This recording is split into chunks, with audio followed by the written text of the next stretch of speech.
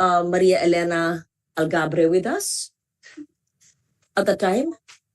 Ma'am, our office had Your office, who was heading it then? We had Miss Candy Flores, Bauson. Because the others may have gone to other posts. Yes, she's now in Vienna PE. Okay, may we just put on record Asek Almuela and Asek Rao? Could you put on the record who else were there who have helped us? You would know the team, if you recall. Yes. It's not part of the hearing yet. I just wanted to put on record. So, Madam Senator, Yes. We had several officers from the Office of Asian and Pacific Affairs, including one of my Deputy Assistant Secretaries, Rafi Hermoso was there, JJ Donnell, JJ Domingo. There were several other officers from our Maritime Southeast Asia office po. So there were a lot of people. a lot, yes. Yes. So you still had ASPAC. You headed ASPAC then. And Asek Almuela, what do you head now? Is it the same? It was still UNIO. You were UNIO then, still UNIO now. Who had left? Somebody had left for abroad on a foreign post. Not yet, you're still or here.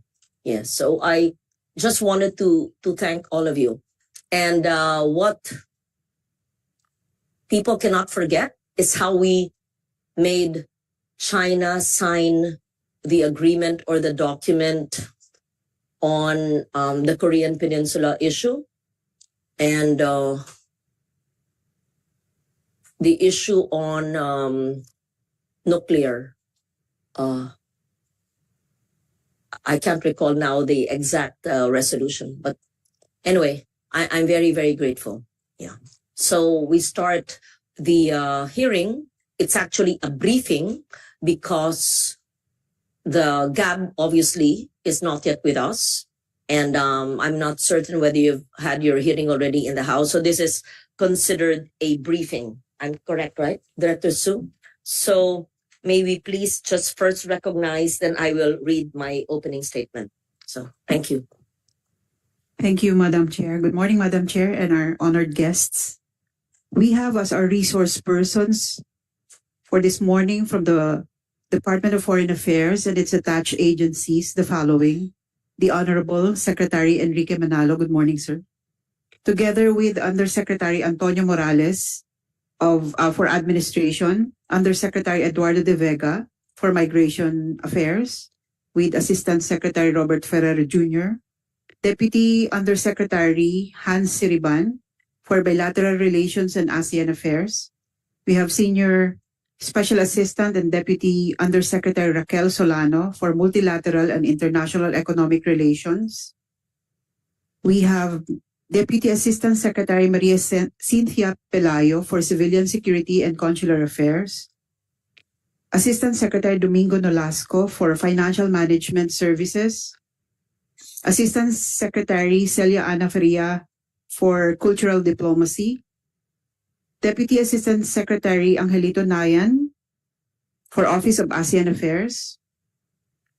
We have Assistant Secretary Christopher Montero, Human Resources Management Office. Assistant Secretary Adelio Angelito Cruz, Consular Affairs. Assistant Secretary Ariel Peñaranda, Office of Protocol. Assistant Secretary Maria Teresa Almojuela, United Nations and other international organizations. Assistant Secretary Maria Elena Algabre, Office of European Affairs. Assistant Secretary Arvin De Leon, Office of Public Diplomacy. Deputy Assistant Secretary Maria Elena Cristina Maningat, Maritime and Ocean Affairs Office. Deputy Assistant Secretary Marlo Miranda, Office of Middle East and African Affairs. Assistant Secretary Patrick Hilado, Office of Asset Management and Support Services. Assistant Secretary Jose Victor Chan Gonzaga, Office of American Affairs. Assistant Secretary Patrick Cho Soto, Office of Policy Planning and Coordination. Assistant Secretary Paul Vincent Uy, International Economic Relations. Assistant Secretary Eileen Mendiola Rao, Asian and Pacific Affairs. Vice Chairperson Robert Quintin, Overseas Voting Secretariat.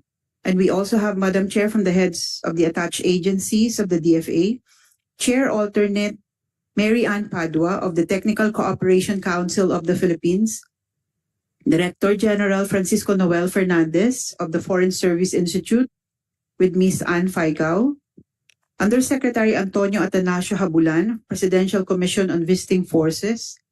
We have Secretary General Ivan Anthony Henares of the UNESCO National Commission of the Philippines Secretariat, UNACOM.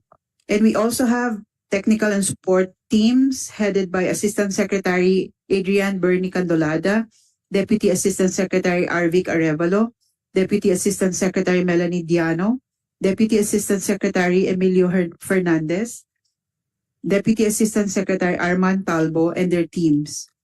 We have also from the Commission on Audit, Madam Chair, and the Department of Budget and Management, we have Mr. Fahad bin Abdul Malik Tumawis. Assalamualaikum. Mr. Claiborne Joy Molina, Mr. Edgardo Rivera, and for the DBM, Ms. Maricel Dizon. That's all for now, Madam Chair. Thank you very much. Thank you very much. Do we have the PSA, the Philippine Statistics Authority?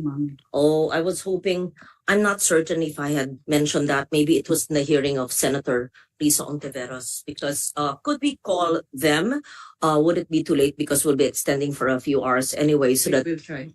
because Senator Sherwin might be joining us to ask about the issuance of birth certificates and then the issuance of passports. Yes. We have Could we from the ask Consular. for the PSA? Anyway, we will ask that later. Let me just read, please, my opening statement. So we are here to discuss the proposed budget of the Department of Foreign Affairs for fiscal year 2025 as we navigate an increasingly complex global landscape. Our foreign policy and diplomatic initiatives must be well supported and adequately funded. The DFA plays a crucial role in safeguarding our national interests, promoting economic security, protecting the rights and welfare of overseas Filipinos, and promoting our cultural heritage to foster mutual understanding. It is essential that we ensure our resources are allocated effectively to enhance our capabilities in these areas. We will also address critical issues such as our ongoing efforts in the West Philippine Sea, assistance to Filipinos overseas in distress, and our commitment to climate change negotiations, among others. I look forward to engaging with all of you as we discuss how this budget will empower the DFA to fulfill its mandate and strengthen our position on the global stage. Let us all ensure that we continue to serve and protect the interests of our nation and our people effectively. So we now listen first to the budget of the DFA, the Office of the Secretary, and the attached agencies. And I may ask questions in between, but I will try as much as possible to ask my questions at the end. Thank you.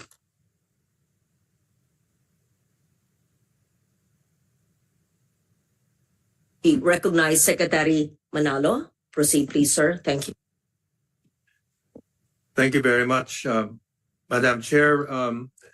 I will make a brief presentation of the 2025 DFA budget proposal. Sorry, before you proceed, just like last year, Secretary, we had a quick lunch, but it's actually a working meeting where you summarized requests for possible amendments, right? May I also encourage everyone, including the consul generals or the attached agencies, to kindly submit everything to the Secretary, because we receive letters directly from consular offices. I don't think any consular office or embassy should bypass the Secretary. Let's say I received a request from Osaka. I don't know who heads Osaka directly. So I would appreciate receiving, they were asking for 40 million because we would not know what is needed and what is not needed. So I would appreciate, I mean, not to put the head of Osaka in trouble, right? But it would be helpful if whatever is submitted to us, for example, can be copy furnished the Secretary's office so that it could be vetted, because we cannot amend the whole budget to accommodate all. And like when we talked, I said, this is what we can give, maybe this not, because it's not been spent, etc. So that, my staff just give me, hinihingi ng post nito, ng post ito. Okay, yes. But I would not know what is urgent, what is really needed, what has funds, but it's not being spent, right? So just so that I also would therefore request my staff to put together all requests from all posts. But that's being proactive. They write the chair directly. But it would be best that everything goes through the office of the secretary so that when we meet, this is a priority, this is not needed. Even if they're asking, I think they should spend it here, right? We can ascertain what is most efficient use of our resources. Thank you. Thank you very much, Madam Chair, for your support. Yes, we've asked posts, in fact, requested posts to come to do directly to the DFA for any requests rather than go to others. Request was not even, that's under the ambassador, right? Yeah, it wasn't yes. even through Tokyo. To the It was ambassador. directly to our office. So I was wondering how it's done. Yeah, we remind our posts also not to use those kind of approaches. So I thank you for your support on that, and I appreciate that. That will certainly. But to be fair, they're being proactive. Yes. That's good. I like the attitude being, pero para lang alam nyo lahat. Kasi there could be posts who are asking things which you may not Don't know, or buried in all the work that you're doing, right? It's happened. Yes. Yeah.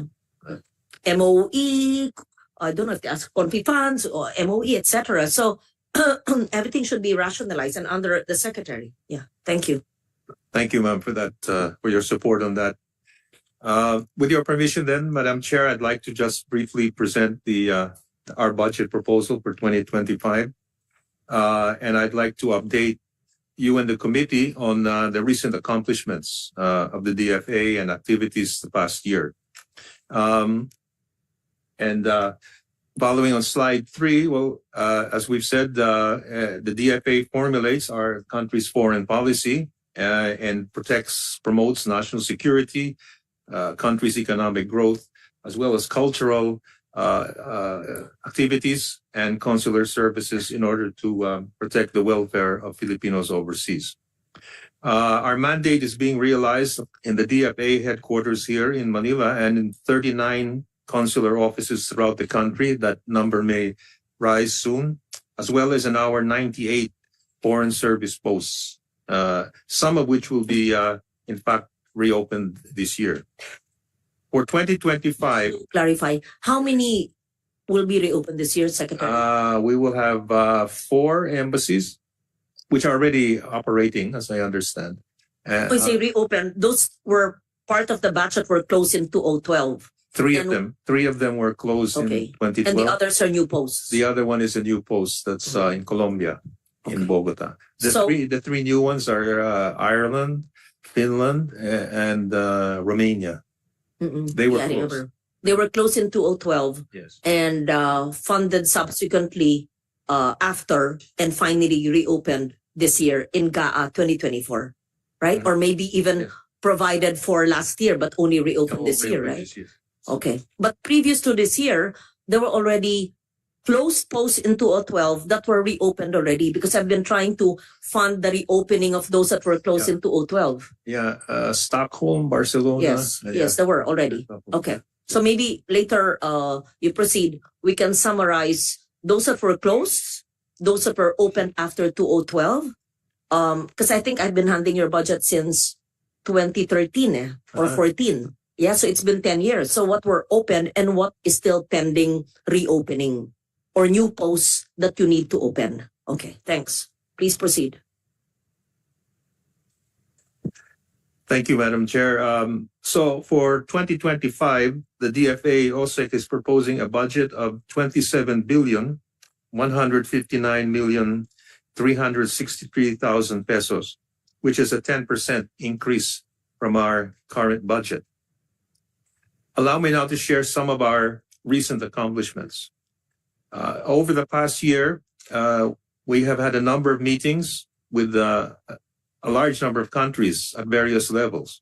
President Marcos Jr. met many of his counterparts, but I'd like to highlight the historic trilateral summit between President Marcos, President Biden, and PM Kishida, which was held in April in Washington. The president also visited Germany and Czech Republic, as well as visits to Asia with our counterparts in ASEAN, as well as in Japan and Australia last year. On our side, we conducted at least 47 bilateral meetings with my counterparts and other high-level officials in the first half of 2024.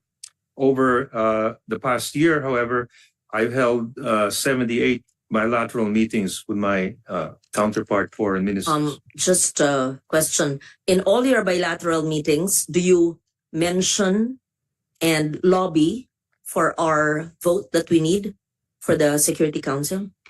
Is that part of the agenda all the time, or is it a breach of protocol? If it's a courtesy call, then you mention that. I don't know. I'm not a diplomat, but if I were because I'm a politician, I would always put it at the top of the agenda. Nandiyan na rin, kausap na rin. Oh, by the way, ito. Or hindi ba dapat ganun po, Secretary? Ma'am, yes, we raise it without fail, whether it's a courtesy or a thing, and it's normally a request. Of course, if they already support us, we don't need to raise it. We just thank them. Among my most recent engagements, which I'd like to highlight, is the trilateral ministerial, the 2+2 ministerial meetings we held just a couple of months ago. One with the United States, the Secretary of State and Secretary of Defense, and then myself and our Secretary of Defense, and then our 2+2 meeting. Ministerial meeting with Japan, also held earlier this year. And these two meetings have solidified our bilateral relationship with our treaty ally, the US, and now our strategic partner, Japan. We also took opportunities to reach out to new potential partners. I visited Cyprus last June, which was the first visit by a Philippine foreign secretary. And we also met here in Manila, the Lithuanian foreign minister, also the first high-level visit of Lithuania in almost 30 years to the Philippines. I also visited Greece last July, which was the first visit by a Philippine foreign secretary to Greece. And just last month, I met the foreign minister and prime minister of Republic of Korea, as well as Mongolia. And just the other week, I met the foreign minister of Poland. Also the first time that a Polish foreign minister has visited the Philippines in about 30 years. Through such meetings, we managed to advance our national interests and, of course, raise issues of concern to us. Our campaign for a non-permanent seat in the Security Council, which we raised on every occasion, as well as the situation in the region, in particular on the West Philippine Sea. And also we raised issues such as the importance of abiding by the rule of law, the importance of international law, and a rules-based order. We also, of course, raised other issues such as engaging cooperation with each other on climate change, etc. In these meetings, we go to slide 10, we always also point out our efforts and the need to uphold the rule of law as a means of reducing tensions and engaging in cooperation. We also lobbied our counterparts in these meetings to fight misinformation, as well as discussions on, as I said, on climate change and other important issues.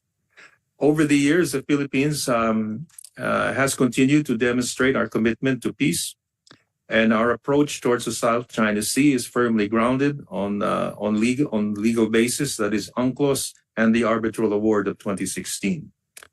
In the UN, we participated last year at the 78th session of the General Assembly, where we articulated our main priorities in the Philippines. And I will be leaving this weekend to attend the 79th session of the General Assembly, which begins on Monday next week. One of our achievements also this year was being awarded as the headquarters of the board of the Loss and Damage Fund. which we're now working on regarding the legal details, as well as an adoption on the human rights resolution on seafarers in the human rights Council in Geneva, which we feel will now, which marks the first time actually that we've had a resolution recognizing the human rights of seafarers. We've also taken DFA numerous efforts to win, as I mentioned earlier, support from our fellow UN member states for a non-permanent seat on the Council. And of course, we're preparing for our chairmanship of the ASEAN in 2026. Go back, please, to the UNSC non-permanent seat. That's 2026 vote for 27 to 28. And we are already backed by ASEAN. And the OIC has backed Kyrgyzstan. No, not yet. There's no open support yet. Well, I'll have, We cannot discuss it here. we We will not discuss it here. we've received no firm indication that, but I don't, perhaps I could speak Yes, to you later okay. in private. Yes, we recognize the presence of Senator Nancy Binay. Yes, thank you. You'd like to make an opening statement, any message? Yes, thank you. Proceed. So, maybe you can just whisper it to me later. Okay, thanks. So, bilangan lang yan ng boto, di ba? Bilangan ng boto. Mga bloke. Okay naman tayo. Parang Okay ganun sa naman. amin. Hindi ko pa alam kung okay tayo. Sige. Making progress on that. Good morning to Senator Binay. The results of the U.S. elections, will that have a bearing on our candidacy? Will the results of the U.S. presidential elections, sir, have a bearing on our non-permanent seat candidacy? I don't think it would No. have a bearing. I Okay, think. thank you. Madam Chair, on the next point, this is regarding the Legal Assistance Fund and the assistance to national funds. These have enabled the DFA to perform our mandate in terms of ensuring the welfare of overseas Filipinos. Of course, in coordination too with the DMW, Department of Migrant Workers. And for the 9th consecutive year, the Philippine government fully met the minimum standards for the elimination of trafficking in persons and maintained our Tier 1 status in the U.S. State Department's Trafficking in Persons report for 2024. I also wish to reiterate our gratitude to the Senate and also the House of Representatives in enabling DFA to extend our public services closer to the people through the opening of new consular offices. Sir, the new consular offices are directly under the DFA. These are not the consular offices that were opened during the pandemic or LGUs were handling it. What do you call that? Satellite consular offices? What is the right word to use? Those that were set up, parang contracted. What do you call it? TOPS, temporary off-site passport services. Yes. Are there still, but this was only done during the COVID pandemic, right?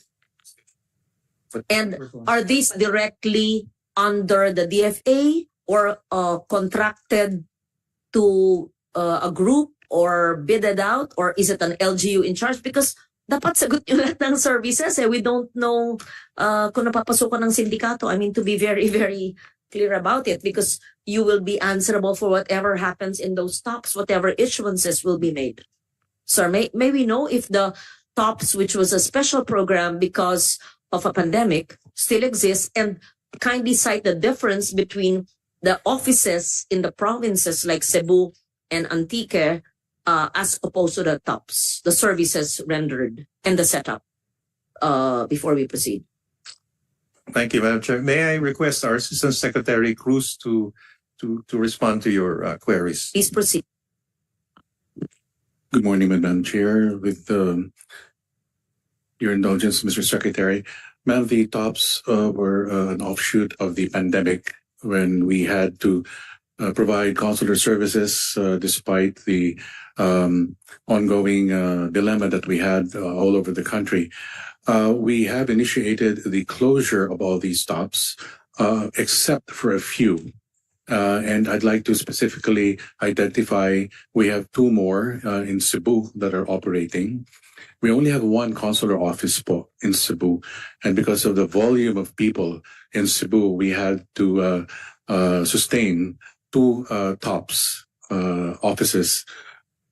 Please explain so that Senator Binay and I, and it's also on record, the difference between the TOPS in terms of, in the consular office, in terms of services rendered. With very minimal manpower. Most of them were not organic DFA. But we had sila job order, contractual, casual.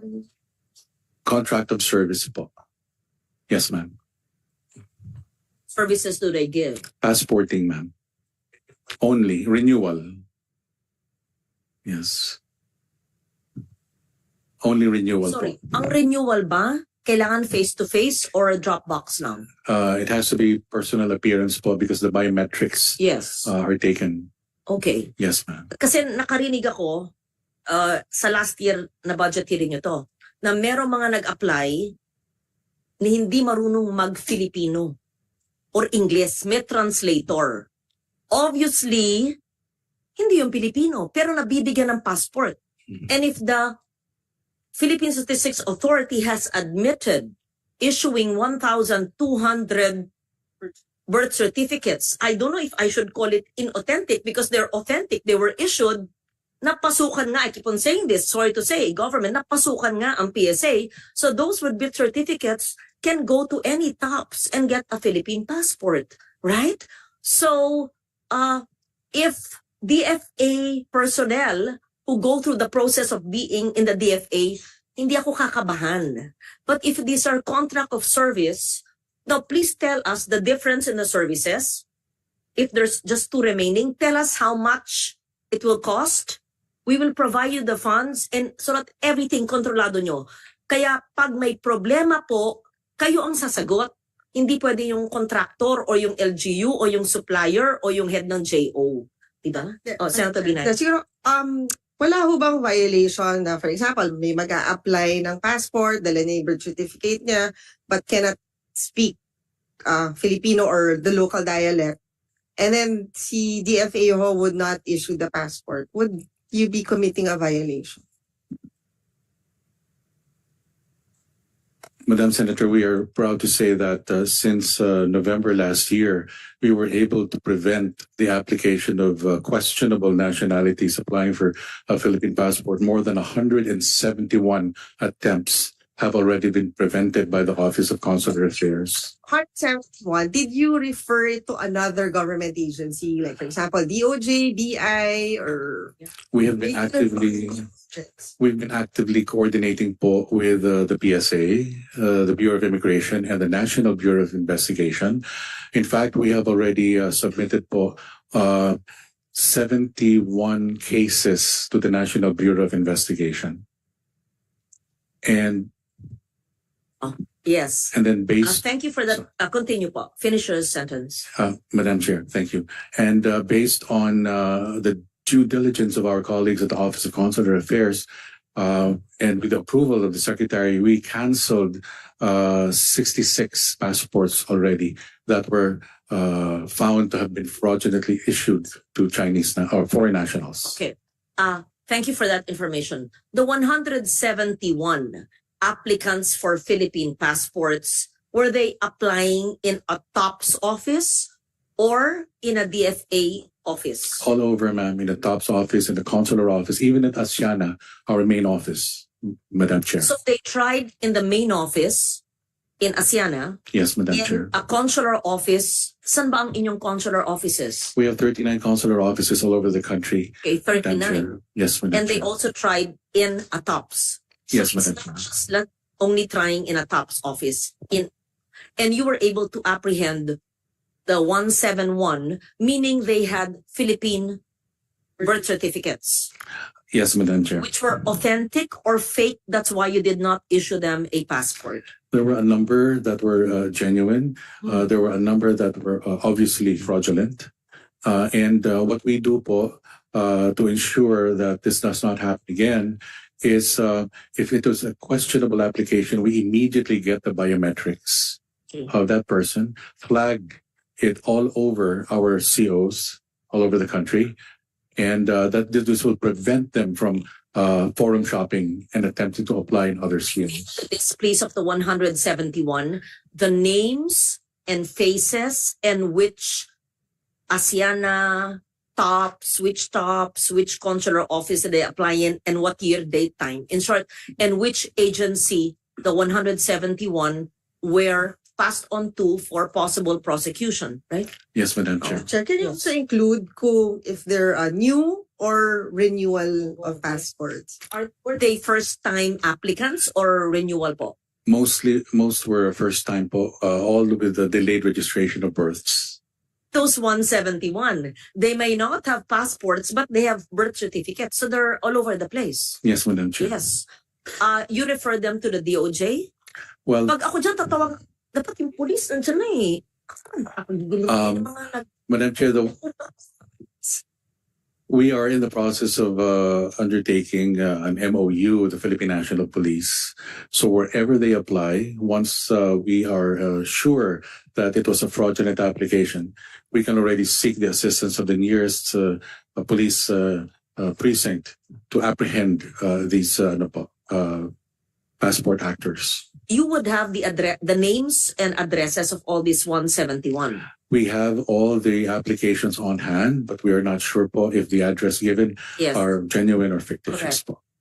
Pero ano ba dun sa number na yon na physically accosted already? We have one case po in Davao where our CO immediately called the National Bureau of Investigation. The agents were able to apprehend a 21-year-old Chinese foreign national. Well, it was factual. It was factual po. Yes. And he was immediately apprehended by the NBI. So we must ensure that you have a MOA with the NBI. You already have? We are undertaking and facilitating a MOA with the PNP po. Okay. May I suggest, Secretary, that all consular offices, whether ASEAN or you still have tops, a few, and the consular offices would have a process. Once there's a question, sinong unang tatawagan? NBI. Sino sa NBI? May ano dito. Tapos darating na kaagad. Yeah? Without violating the rights of the person. Kasi, hindi siya, Can you you have the power to detain or at least the NBI to question the person. Madam Chair, kasi kailangan medyo i-hold nila yung tao dun sa...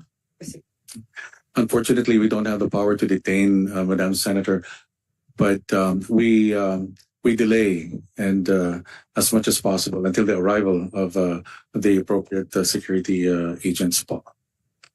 So, do all consular offices know that they must call the NBI when there is an applicant with either a genuine birth certificate but cannot speak Filipino or English and has a translator, whichever, or an inauthentic or a fake one? Yes, Madam Chair. Kung marami nakalusot yung 171 kasi proactive yung consular office, yung nakalusot. Paano yun? We have a lot of those po who just walked away, unfortunately. No, but all our COs have been advised and informed already po to immediately call the nearest police precinct or substation for assistance. If I may, Madam Chair, we even had one case where a foreign national, he came in and he said he appeared to be a PWD, deaf and dumb. So he just sat there smiling. It was a good thing that we had people who knew how to communicate using sign language. To that extent, we were able to prevent the application of that foreign national. So they're trying so many ways and means. But so far, we've been very diligent and successful in preventing the applications. thank you for that information. So may we request the 107, the information on the 171, the names and the addresses given, the applications, and the action taken by the consular office that had received them, and what was acted on by which government agency, PNP ba, NBI ba, DOJ ba, or kung walang action, aminin lang natin that's okay because hindi maliwanag. Then may we also have perhaps a memo advisory from the Office of the Secretary on moving forward, effective immediately, what to do in case there are. Because congratulations, you're able to apprehend or at least prevent the 171. But may nakalusot kasi wala pa tayong maliwanag na gagawin. And then we have a clear line of communication with the NBI. Okay. Then how many tops, sir? How many more? 2? We have 2 in Cebu. We have 1 in Quezon City, ma'am, NCR. That's the tops in Shumart North EDSA. No. We have 1 more at right beside the DFA, Asiana Point Double Dragon. And then we have another one in Uptown Mall in Taguig. So 6 po lahat. Tops. Yes, And Madam they were Chair. open during the COVID pandemic. Yes, Madam Chair. And we agreed last year that you were in the process of closing the top so that there could be consular office and we're willing to provide the funding. So, in fact, I will read a special provision in our GAA for this year, 2024, streamlining of the non-performing temporary off-site passport services. Yan. Pursuant to proclamation, blah, blah, blah. Yan. So, during COVID-19, the DFA shall implement a streamlining of the non-performing. Perhaps what we should do in the 2025 is not just streamlining, but the closure, because we've given them enough time, right? But we will provide you with consular offices funding, right? So, and that's better, right? It's better for you so that you can monitor your people. Yes, Chair. yes. Question Senator lang. If it's a consular office, may contract of service din kayo na employees? We started hiring po home-based DFA personnel, Madam Senator, to be headed by an organic DFA from the head office. So these will all be legitimate DFA employees po.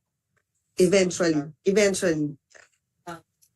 Okay, Madam legitimate. Chair, yun lang. Kailangan lang natin Yes. kulitin si DBM because, knowing their track record, medyo mabagal sila dun sa pagbibigay ng positions. Okay. So, can you answer that question now? How many PS, how many personnel do you need? And once we provide the MOE, the funding for rental, for space, etc., you already have the list of people needed, right? It wouldn't be more than 50. We are humbly requesting po, because we expect a surge of renewal of passports in the next 2 years po. We are humbly requesting po for the opening of 6 consular offices po. The cost of each consular office is 16.4 million pesos. The average number of employees po would be 15 home-based and 1 head, which will come from the DFA Asiana, Madam Chair. 6 would replace the tops. Once we have the 6, then we don't need the tops. Yes, Madam Chair. From the original 20 tops that we had during the pandemic, From the original 20 tops that we had during the pandemic, tops, yes. we only have about 6 remaining, Madam And Chair. to replace the remaining tops, which you want to close because it's difficult to monitor these people, the tops don't have a DFA in charge? We have 1 DFA organic employee po, supervising. What level? FSSO 2, FSSO 1, senior staff, Madam But Chair. can you answer me, maybe Secretary, are the tops a possible threat to our national security if mismanaged? I think definitely. Yes, I said Mismanaged, possible. yes. So it is. Because it is possible threat. I'm being very conservative about it, to our national security. And the brazenness of the syndicates to even apply in ASEAN and our consular office, but they would take advantage of the TOPS. And I'm sure out of the 171, marami dyan ang nagpupunta sa TOPS dahil hindi naman yan DFA. Kasi pag organic ka DFA, wala, matatakot, hindi gagawa, iba yung training sa inyo. Kaya palitan na kaagad. So please give us what's needed. You said 16M for one? 16.4 million. 16. Yes, Madam Chair. 6. Yes, Madam Chair. 120, 130, 60, 120M, right? Madam Chair. So, yes, I will amend the budget to include the opening of 6 consular offices to replace the TOPS. And give me the list of personnel needed, and we will call DBM. Diba? It's a national security issue. We can't wait another year. Another year, may makalusot maski isa lang na alis go, patay na tayo. Hindi pwede mag-antay. Dapat isara na yan. Madam Oo, Chair, yeah, yung yeah. 16 million, that's PS, rental, all in na yan, equipment. Yes, Madam Senator. Still, sana walang TOPS this year. Do you have a, You asked or for- do you have a budget for this, meron na ho ba kayong allocation for next year? Do you have an allocation for next year to open new consular offices? Wala. Or for next year? Baka meron na din sa budget, Madam Chair, konti na lang idadagdag natin. Yes. Tama. Tama si dating chair ng accounts. Alam. Do you have, hiningi ba nyo to last? Kung hiningi nyo sa akin ng 2023 ito, hindi nyo hiningi eh. Alam naman yung kinanggigigilan na namin yung mga TOPS na yan at yung mga sindikatong pupunta humihingi ng, kung hiningi nyo, that's 98.4 lang pala. Hindi lang. Okay? So that will be an amendment, and please prepare already kung may contract sila for the rental, whatever these places, talk to the LGUs, talk to whoever's in charge, and we'll provide for the opening of consular offices under the DFA directly. Actually, Madam Chair, is it possible that you just convert yung TOPS nyo into a consular office? Like, for example, yung sa Double Dragon, you'll just take over yung pag-run nun. Kasi, in a way, Madam Chair, existing na yun eh. May existing rental na sila. So, parang the transition wouldn't be that difficult. If I may, Madam Chair, Madam Senator, yes, we normally coordinate with commercial malls who graciously allow us to operate, and in turn we ensure them at least 2,000 foot traffic a day.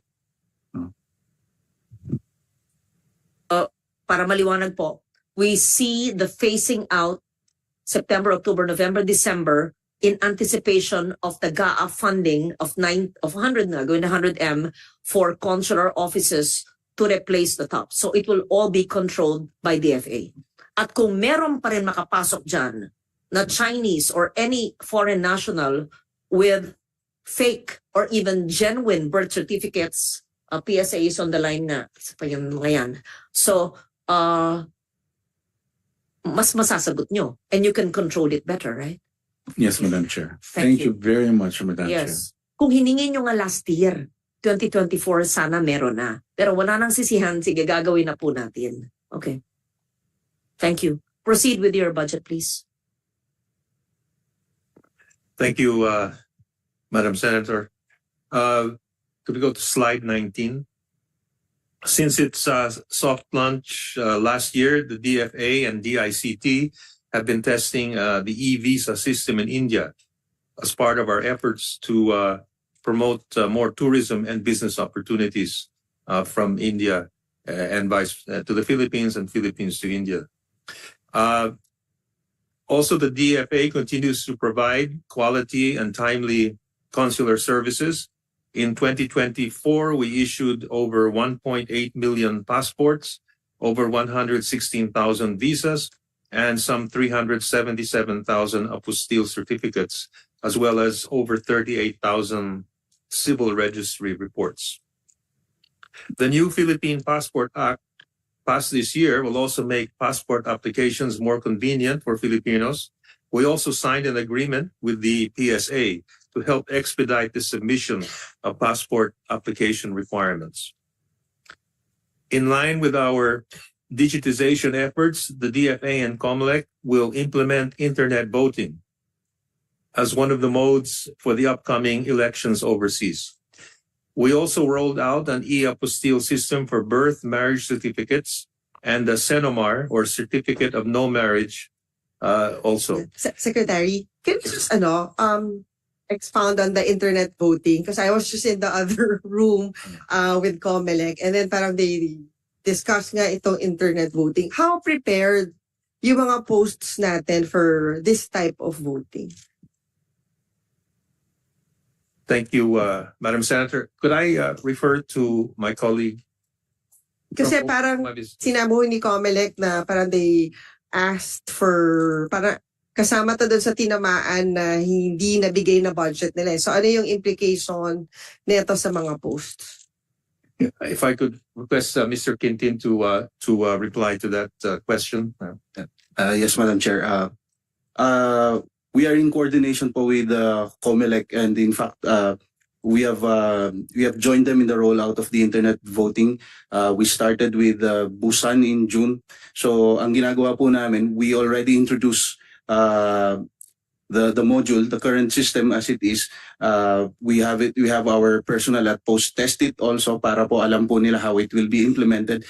And then we also have some orientation for members of the Filipino community. So far, we've had positive reactions naman po, and reception from the Filipino community. Although we still anticipate that there will be some segments of our overseas Filipinos abroad who may be resistant to this, but we're slowly helping COMELEC po to disseminate yung information about it. So we're gathering their comments para po ma-customize yung system to make it more para po mas madali pong magamit across the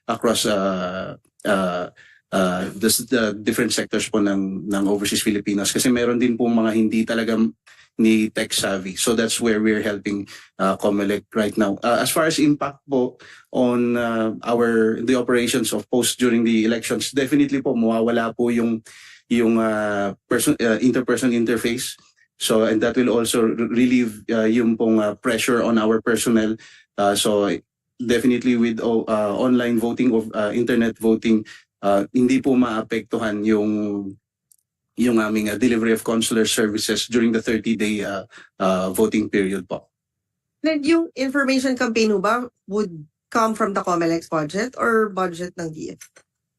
It's funded by the COMELEC po, ma'am, and supplemented by funding from the Overseas Voting Secretariat of the DFA. But the majority po is pondo po ng COMELEC. Yeah, kasi parang may funding constraints sila when it comes to overseas voting. Because I think, Madam Chair, very important itong information campaign because our OFWs would be voting in a different way. This is totally a new method sa pagboboto. Who's in charge for the internet voting in the DFA? Yes. The OVS, the Office of Mr. Quintin. Which office is this? Overseas voting. Yes. May we hear his name and... Madam Chair, Bob Quintin po from the Overseas Voting Secretariat. We are an office po under the Office of the Undersecretary for Civilian Security and Consular Affairs. The Yusek Domingo po serves as the OVS chairperson. Are there any legal issues regarding the internet voting? We follow what kami po under the law. We are just implementers po of the policy directions of the COMELEC, and the COMELEC has yes po, nagano na po sila ng resolution last year, February of this year, to implement internet voting in 76 posts across the world po. So they're riding on Section 23 of the amended Overseas Voting Act, which gives them authority to implement voting either by mail or by any other means. So yun po, we are being told that well, at least COMELEC is saying that the only way to stop them is by temporary restraining order from the courts. Yes, ma'am. Maybe in another forum, you can just tell us how it's done technically. Is it Si easy? COMELEC, COMELEC would be. yeah, COMELEC. Actually, No, silang implementer. no, but si COMELEC yung like you, for example, even yung pagre-register, yung enrollment in the system, it's COMELEC who's doing it. So, may mga Yes, ma'am. requirements na you need a photo with your passport, and then parang you need to validate from the voters list. So, may mga ganong process. But COMELEC does not have offices worldwide. No, apparently, there's an office in COMELEC na kung saan lahat ng data papasok. Dun sa magpi-pre-enroll. So, I think it's a... If I may, madam, ganito po, COMELEC will come up with the system, they will train our personnel, and then we implement po during the election period. Apa po yun? We're not yet there. Wala pa po, ma'am. We transition to the election period after the registration period ends on September 30. Yes, ma'am. Thank you. Madam Chair, siguro, if balikan lang ho natin tungkol dun sa passports. Di ba you also have that passport on wheels? Parang at the moment ho, how many do we have for that program? Madam Senator, it depends on the request made by a particular local government unit. On the average, we have a passport on wheels every week, all over the country. Because ASEC, can also be an alternative dun sa consular offices, di ba? If we add more for itong passport on wheels. The unfortunate, the disadvantage po of a passport on wheels is so you can only do it po on a regular basis and with a minimum number of applicants.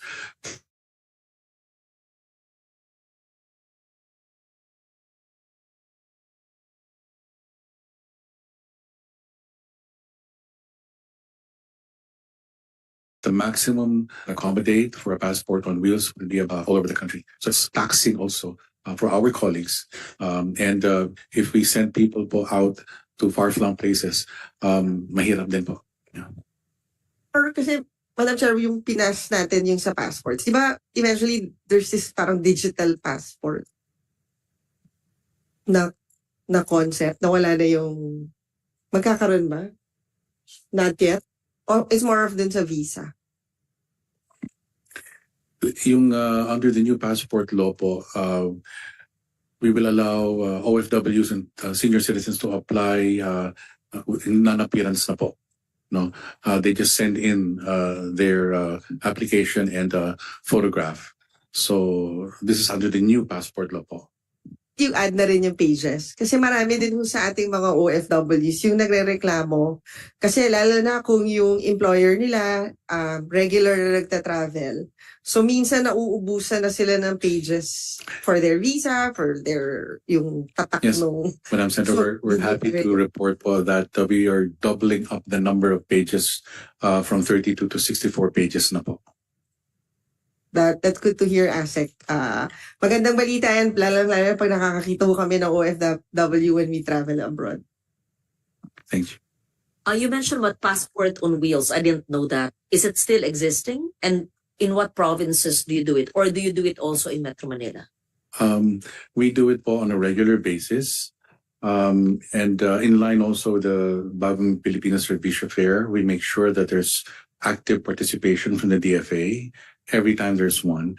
But we also give input to requests from local government units, especially those that are really far-flung, with applicants having to travel inter-island just to go to the nearest CO. Pinsya po, example, na ginawa niyo yung passport on wheels. The farthest po, we've gone to Tawi-Tawi.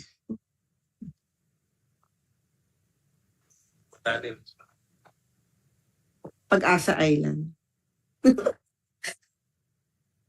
How much is an amendment for passport on wheels? Or do you have the organic funds in your net? We have it on our funds. You use it. Yes, ma'am. Okay. How much is you said you're able to accommodate 600 a day? 600 applicants a day. We work closely po with the LGU. They provide board and lodging, of course, the venue, internet service. We just provide the warm bodies and the vehicles. Yeah.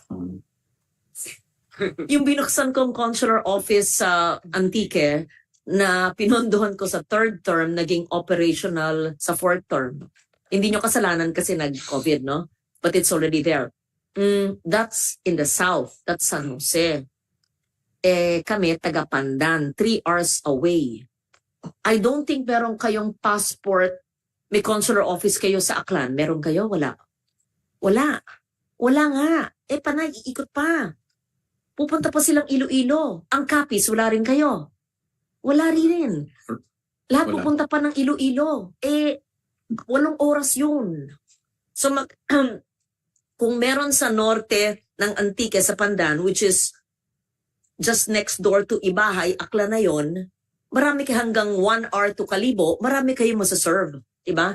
North Antique, parts of Aklan, tapos 2 hours, nasa Rojas City na kayo. Gagawin natin yon. Masaya, kasama ako. So, ilang araw ang kaya nyo na passport on wheels? Tuturo ko kayo. Akong bahala sa tulugan. Ilang araw ang kaya ng DFA sa passport on wheels? On the average, ma'am, we send out the team on a Wednesday, set up a Wednesday evening, operate Thursday and Friday, if needed, Saturday as well, and then pack up, be back in Manila by Saturday evening po. 15 people po for a team. Sa consular office. No. For the Antique Yes. office, ma'am, we're happy to report that we're already coordinating with RLC Robinson's Land. They're going to give us a bigger space. We currently operate 130 square meters. Visited Robinson's. It's there, but it seems like a temporary office. Yes, ma'am. Only 70 people can be accommodated every day, but they're going to more than double the size. And we're looking forward to finalizing our negotiations with RLC in time for an opening po late this year. Because pwede rin ma-serve noon, hindi lang maantika yun, pati Miagao, San Joaquin, yung malalapit bayan. Opo. Tapos sa norte, 3 hours, let's say Pandan, nandun ang Ibahay, Balete, hanggang Kalibo, 1 hour away. Diba? Tapos wala kayo buong Aklan, wala kayo buong Kapis. Kawan, babiyahe pa ng Iloilo, ang layo-layo. Oo, kawawa naman. So, kung gusto nyo magbukas ng isa pang consular office o gusto nyo wheels, you decide because of the geographical distance. Right? Maybe we can open one consular office in Kalibo. You decide. Kayo ang it's not for me to dictate. Yes, but we can do the passport on wheels next week. We will be ready, ma'am. Teka, yung mga taga Makati, pupunta pa sa ASEAN? Hindi, ito totoo. NCR yan. Madam Chair, I think regular merong passport on wheels. Like, I know for a fact, yung Barangay Bel Air, they provide that service. And usually the villages. The villages provide it or it's DFA that provides it? We send the people, and then usually the host will take care of all the logistical Okay, requirements. baka 11 barangays. The affluent village, 7. mali ako. Kala ko 11, mali ako. So 17 barangays. Ilan lang dyan ang affluent? Yung mga hindi, paano sila? Pupunta saan? ASEAN. Gusto mo ng passport on wheels?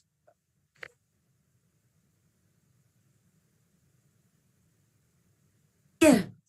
Pwede ang Makati, pwede o hindi qualified? Kailangan malayong lugar. Pwede po. We have undertaken passport on wheels na po in Makati as well. Kailangan bang may kakampi daw na barangay captain? Hindi kakampi. Hindi makampi yan doon eh. This is service to the people. Okay, can you make it my project that there could be passport on wheels in Makati? You do Bel Air eh. Or you set the site. Doesn't have to be political, right? Doesn't have to be the project of a barangay captain? No. We try to filter out the requests po up to the level of a mayor. Kasi if all barangays will request hindi na po namin kayang puntahan lahat ng mga barangay sa buong bayan. Yes, Madam Chair. Madam Chair, siguro maganda natin gawin sa Batangas din.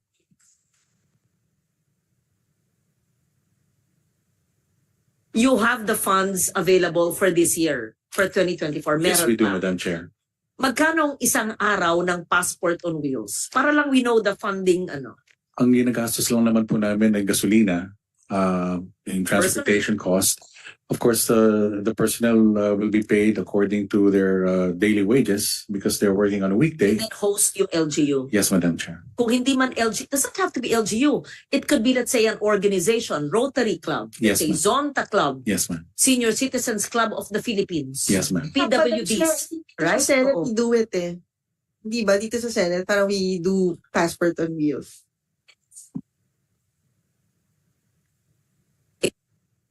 A very short one-pager proposal on the passport on wheels, and when the personnel, the officers are available in the next few weeks, especially October where we're on break, it would be nice to witness passport on wheels. You know, because ang laking bagay sa Pilipino, meron na akong passport. Parang nakagraduate ng college ganun. At ito'y authentic passport. Di ba? Anyway, and just tinutulungan ba nyo yung mga humihingi ng passport o nag-a-apply kung may problema sila sa PSA? Or silang bahala sa problema nila sa PSA? Madam Chair, what we do po is we coordinate months in advance with our host. We identify a point person who in turn relays all the general requirements to the prospective applicants. Para pag nag-apply po sila, kompleto na po sila ng dokumento. Hindi na po sila pabalik-balik na lang po. Thank you very much. Please proceed. Thank you. Madam Chair, could we go to slide 23, please? The department has also won the Ugnayan Award from DBM, which recognized our commitment to accountable, transparent, and efficient procurement. Honorable Senators, the DFA has actually gone through a number or many more activities which we didn't have time to present here, but rest assured that we will continue to fulfill our mandate and even go beyond it if possible. So to that end, our priorities for 2025, some of the major priorities include the opening of 4 new foreign service posts. This is in addition to those I mentioned earlier. And our campaign for the 4 new foreign service posts would consist of 1 embassy in Fiji, in Suva, and 3 consulates in Vietnam, Ho Chi Minh, in Seattle, and in Busan. Busan. We don't have a consulate in Ho Chi Minh? No, Really? no, only Hanoi. We have an honorary But consul there's a DTI office. in. Yeah, there was. I yes, went there yeah, long ago. May DTI office pero walang Well, konsulado. We have an honorary consul, but we think that maybe it's time to open up a full-time consulate.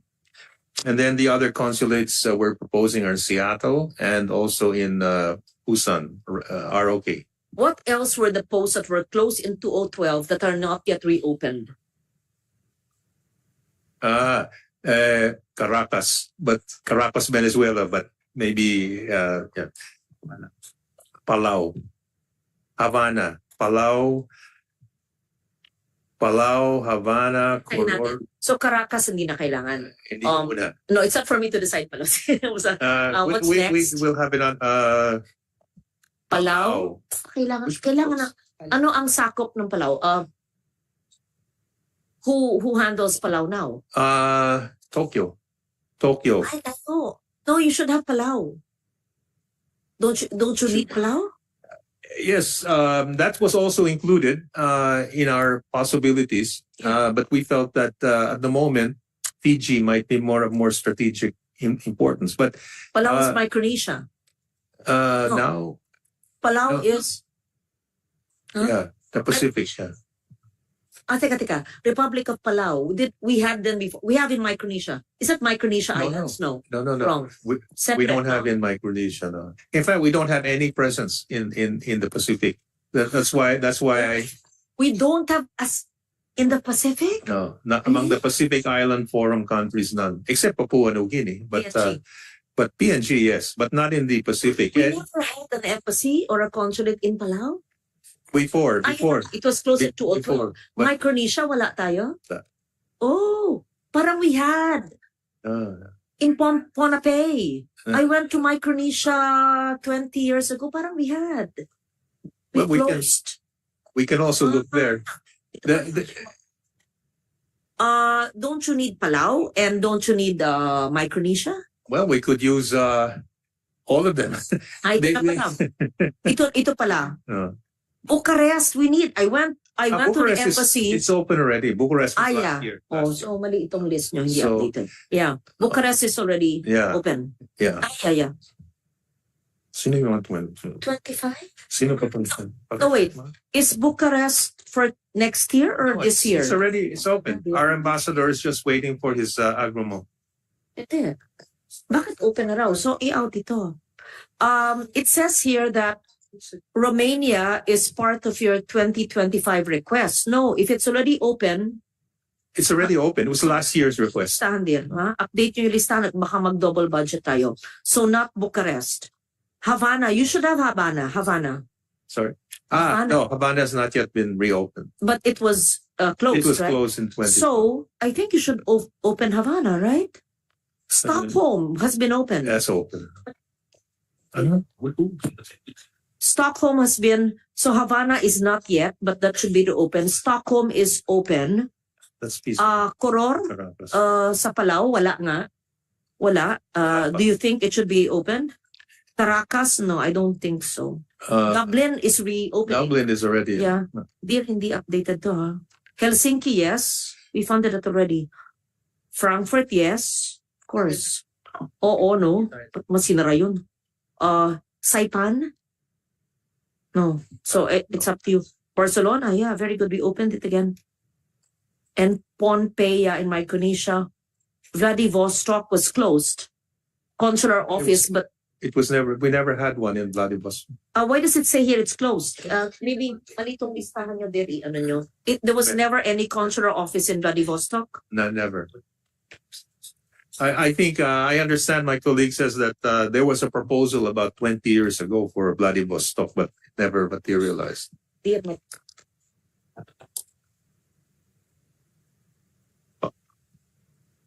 Timin, just for the record, we never had a consulate. So, mali ito. It was not closed. There was never. Okay, you updated. Honorary consulate meron, but not a consulate. So, How much does it cost? It depende sa jurisdiction, no? it would depend on the Yeah. location and the cost of living in each post. So it differs. Okay. Please give us the posts that were closed and those that have been reopened since it's been 12 years Mm. and those that are still not funded and you think need to be reopened, and maybe those, wag na nyo isama yung like Caracas na hindi na kailangan. Mm. But all other new posts which may not have been closed, but you need to have presence. Oh, As compared, let's say, to Indonesia, to Vietnam, yeah. right? Ganun, wish list. Wish list. So in short, need for reopening, close but no need to reopen, or new opening Okay. suggestions. Thank you, ma'am. And the cost. Okay. I think if we had our way, we would like to open a post in Central Asia, at least one. We've never had one there. A request before, where in Or- Central Asia? In Kazakhstan. Kazakhstan. Astana. I thought I saw it in the list before. But it never, Okay. and also in Africa, in East Africa or West Africa. Where in East Africa? Well, there are many possibilities aside from Kenya. We have in Ethiopia or We don't possibly, have in Kenya? and we have in Kenya. We That's have in that's Kenya. the only one. But we may need more posts. Ethiopia, and then in Southern Africa, perhaps Botswana, and then Western Africa. Some We should have, I Ghana. think, in Ethiopia. We should have in Botswana. and Ghana and But we West. have in South Africa. We have South Africa, but South Africa, for example, covers about 9 or 8 countries. Our embassy in Lagos covers 13 countries, and so it puts a heavy burden on our posts, especially Bigay in po nyo Africa. kung saan meron si Indonesia at saka si Vietnam. Tapos yung mga sinasabi po nyo, una yung reopening kasi naaral na nyo yung dati. Tapos yung new openings and the justification and the number of Filipinos. Okay. But it's not just the number of Filipinos. It's, It's possibility, it's relationships and Yes. trade, economics, yeah. yeah, in fact, that's one of the reasons I feel that we need an embassy, for example, in Fiji, because Suba is the headquarters of the Pacific Island Forum, and we are a dialogue partner. And it would give us a good opportunity to build our relationship with the Pacific Island countries. And the same also in Africa. Yung bait kasi nila. Like, ang bait niya ata kasi. So, Madam Chair, the question, when you did the budget call, did you include it? Or when you, di ba usually you submit to DBM your request, right? So, meron ho ba kayo ni-request doon na you wanted to open but it was not given funding? well, last year we proposed the funding was given. Those are for Romania, Ireland, Finland, and it was granted and approved. So It was granted by Congress. by Congress, Not by Senate. Senate, and also Colombia. So that was the 4. Now these additional 4, we're still awaiting approval from Malacanang. Senator Binay, linalagay po ba ninyo, do you put it in the President's budget in the NEP? Please put it in the President's budget and the justification and convince DBM. Or di ba usually, Madam Chair, yung mga agencies, they submit and then kinakat pa yun ng DBM and then they come to us and they ask na ito yung kinat, kung pwede mabalik. So, ito ba mga for opening, did you request? Tapos it was not granted by DBM. Ang tanong po ni Senator Binay, baka naman sa huli na kami na sinasabi nyo, ang mungkahi po namin, our suggestion is include it in the NEP and let them cut you, then you come to us so we see that it's been cut. But if you never tell us where it's needed, we'll never know. Or DBM, who knows, may grant you. No, I need you. Okay, yeah. Yeah. ASEC Nolasco to explain because we did include these in the NEP. Yeah. The 4. Permission of the chair, madam. We included this and the DBM was also receptive. But the technical aspect, ma'am, is that we're still waiting from the no objection from the Office of the President. So in the event that we get the no objection from the Office of the President, the DBM assured us that this will be taken out of the contingency fund. It's not part of the DFA's budget, but it's part of the NEP already. Thank you, ma'am. Clarify on that. So when you give us a memo, please, include the list of those you want to be reopened and the justification, and those that were closed that don't need to be reopened, just so that it's clear in my mind, hindi na kailangan yon. And those new ones that need to be opened and the cost. And please include what was not in the NEP, but because of lacking requirements of the no objection from the OP, and that means I don't have to provide the funds. That means, I'm not certain, is that allowed? The opening of the embassy or the consulate will come from the OP budget on contingency fund, right? So, liliit lang yung, can you just put into the record, please, what are the areas that will be covered by the contingency fund? You have it now or no? Okay, just include it in your memo. Yes, ma'am. Yes, so that there's no double funding.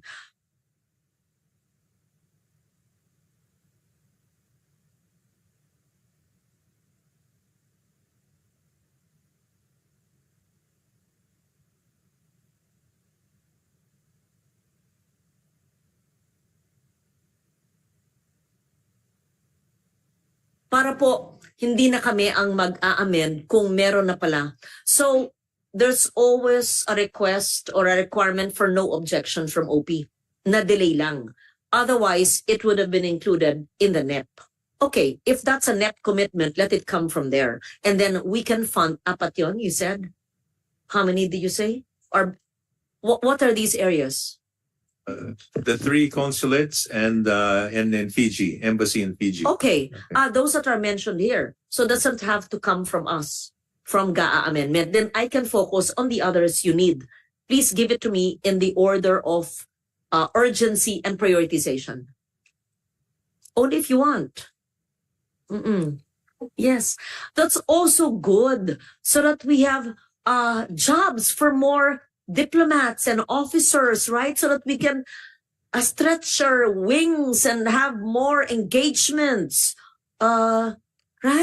And especially now that it's good in our bid for UNSC, right? Yeah. Okay, sige. Thank you. Please proceed.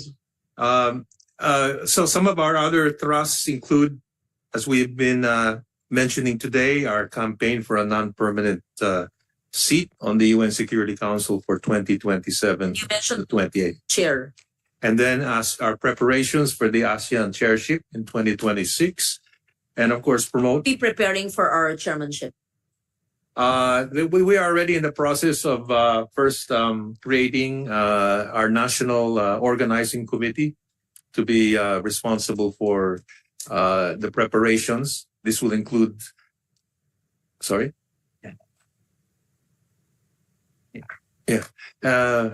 And we've already, through Administrative Order number 17, constituted a national organizing council for hosting the ASEAN for that year, 2026. The chairperson of the ASEAN National Organizing Council is the executive secretary, but there will be vice chairpersons from the secretaries for foreign affairs, trade and industry, social welfare and development. These are the three pillars of ASEAN. And then we'll also have special committees for senior officials, as well as various ASEAN NOC committees. And there'll also be an ASEAN Matters Technical Board. So we're busy preparing for our chairship by creating first the institutional framework for organizing our chairmanship. So that would The be NOC, the ASEAN national. Organizing Committee, Yeah. is headed by the ES. He is the overall, And the and will also be held by the other two agencies, DTI and the SW. Because the they represent the three pillars of ASEAN, which is the political, the economic, and the social. we already have the agenda. Not For yet. we're still in the process of preparing. I think a lot will also depend on what happens next year under the chairmanship of Malaysia, because we'll see now where areas that we may have to focus on. Is it very general, or would it be specific, like West Philippine Sea? Oh, it will be very Specific. specific in many. Let's say Gaza. I'm sure that will be taken up. Yeah, the Palestine issue. Yes. West Philippine Oh, Sea. definitely under Malaysia, the Palestine issue. Yes. That's why And, it's good that they're before us, because we should make a very unequivocal stand on the genocide in Gaza. Mhm. Right.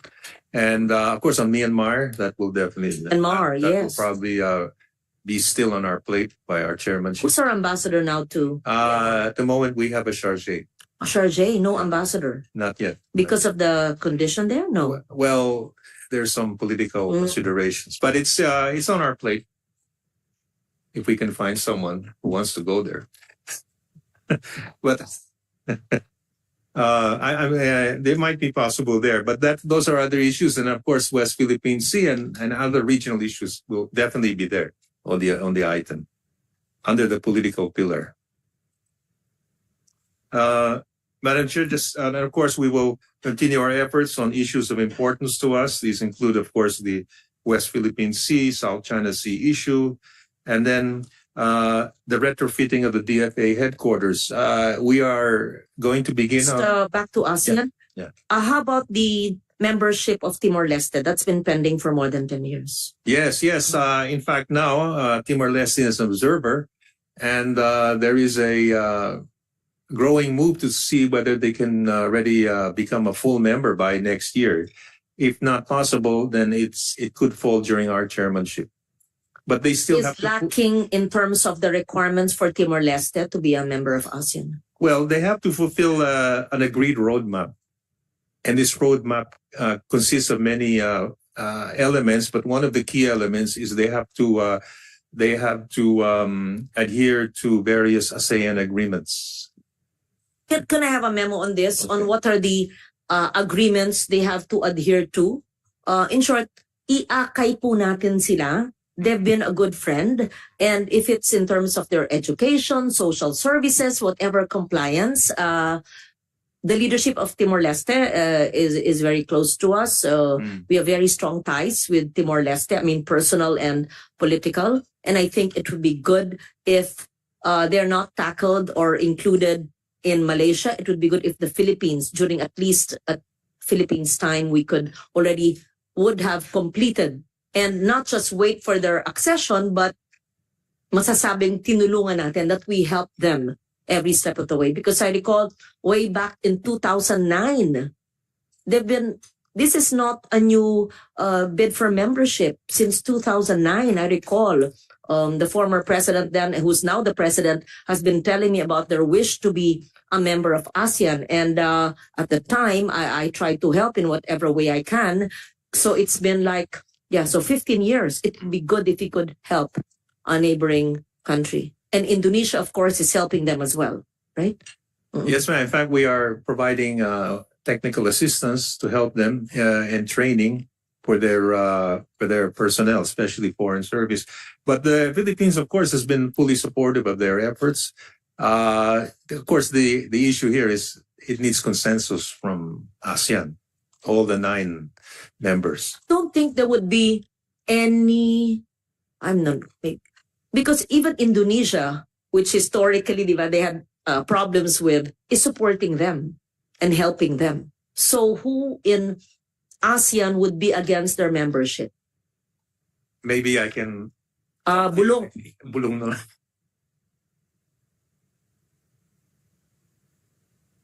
Oh, Madam Chair, not really. No one is blocking. I think there already is a political commitment to for their membership to support.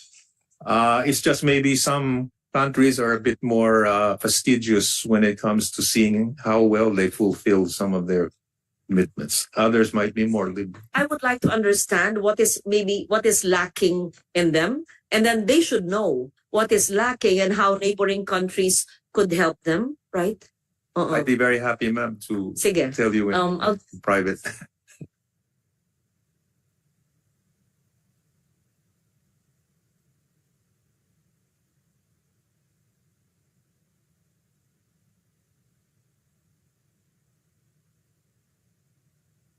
Their membership is favorable, is an advantage to us, right? Yes, yes. I think we have a long, and of course, even on religion, we're very close. We're the only predominantly Christian Catholic countries in the ASEAN. May I request for a 5-minute bathroom break? And you can also walk a little, 5 minutes, then I will resume.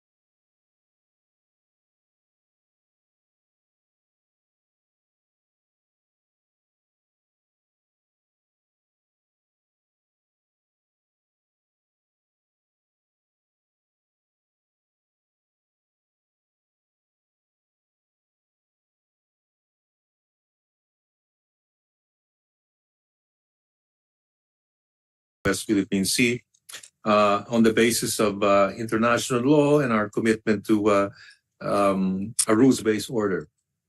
Then the other major issue will be the retrofitting of the DFA headquarters. We will be moving to a temporary site, I think by the end of next month. So to the Double Dragon. And in the meantime, while we are temporarily located there, we will begin the retrofitting of the DFA building and the former ADB building on Rojas Boulevard. So, May I know if your retrofitting, it's already in your NEP, I suppose. There's no need for an amendment to that, no? It should have been provided, as well as the rental space, the rental for the office. Where are you moving? They're moving to the Double Dragon building in MOA. Here also. Oh, malapit din dito. Okay. And how many years rental? Well, they told us 3 to 4 years. Kasi it'll be a major retrofit of the old building. Kasi it's a historic building already, the DFA building, and it's I think 1965. Who is the architect? We'll check. I'm not sure who the architect was. But it is a listed historic building now in Pasay City. So, but I think it does need to have a major overhaul, especially the foundations and the wiring, etc., and including a number of hazards. We're expected to start moving out by October. We've actually, some offices have already begun moving out. So we hope to be fully there in a new building by end of the year, before the end of the year, maybe by November. And so we'll move there, and then simultaneously the retrofitting will begin dun sa existing ADB building. So that should be about 3 to 4 years. So, Madam Chair, those were a major thrust, but of course there are others that we will pursue, but these are the main ones for the coming year. So in closing, Madam Chair, we just like to respectfully request your favorable consideration of the DFA budget for 2025 in order to help us in ensuring that we can adequately fulfill our mandate to the Filipino people. Thank you. Thank you. That's for the main DFA. Then we will have the presentations. Do we usually have the presentations of the attached agencies? Can we just hear from them briefly, please? Previous slide, please. UNESCO, no. UNESCO, Technical Cooperation, VFA, no. And FSI, yes.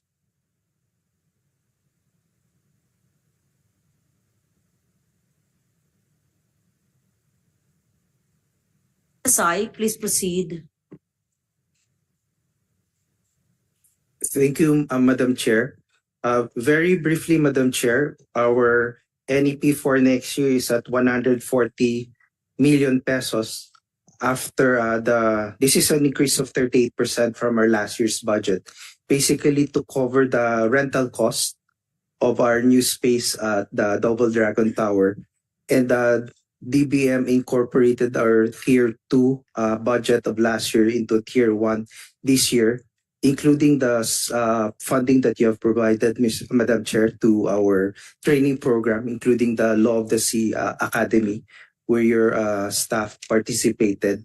So it's about 38%, Madam Chair. We expect to increase our number of training programs for next year. The Law of the Sea Academy was already existing, or you just created it? We started it this year, Madam Chair. This year? We recently concluded our Law of the Sea Academy for ASEAN diplomats yesterday, where we had 2 diplomats from Timor-Leste attending.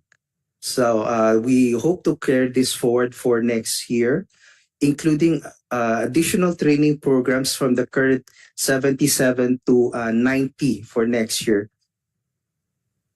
And Madam Chair, we also wish to continue with our digitization programs for our foreign language courses and our research papers, Madam Chair.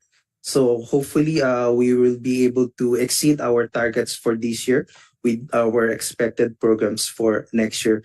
And in addition to that, Madam Chair, if you would recall, we did send a letter request to your office for additional unprogrammed expenditure for next year, which was not included in the current program, in the amount of a little about 16 million pesos to cover additional training programs and to continue with our digitization effort at the Department of Foreign Affairs.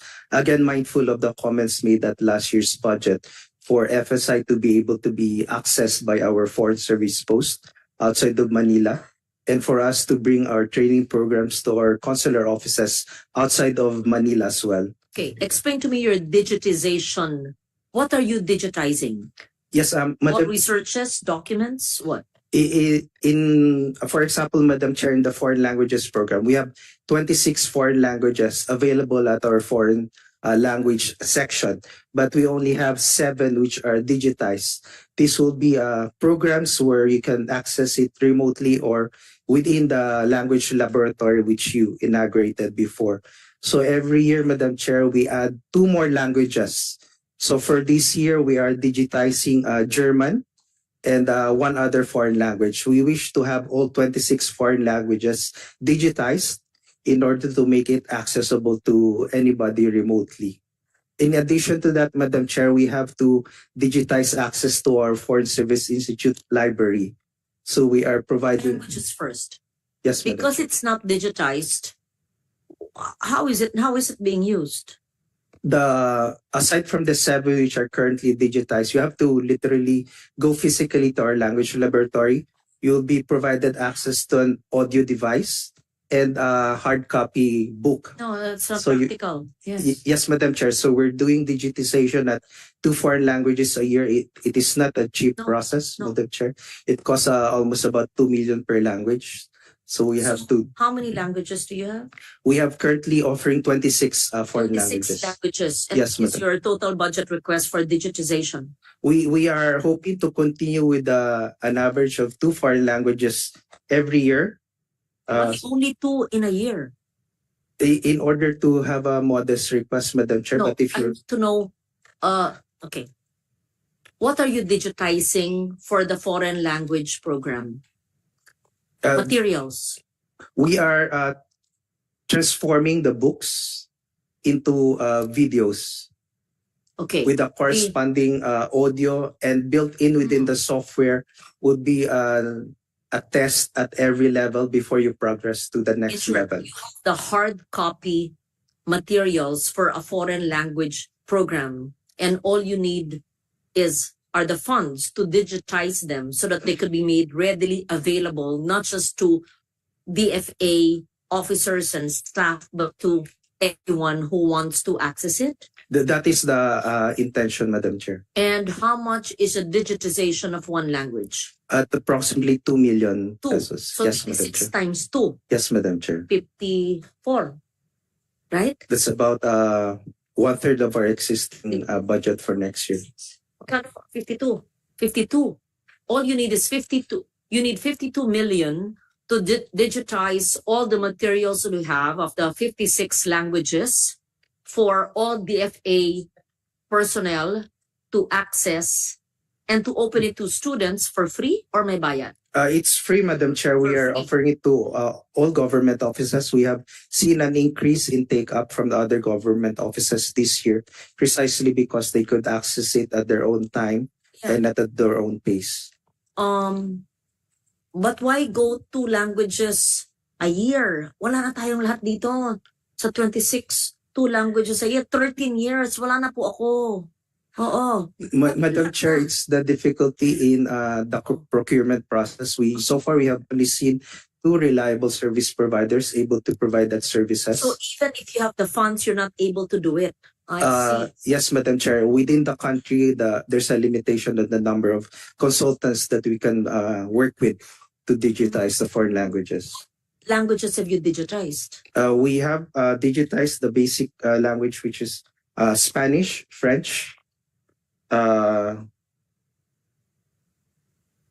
think Nihongo, and then some others that If we provided the resources, you're not able to do it. we are not able to procure the service providers for more than 2 foreign languages a year, Madam Chair.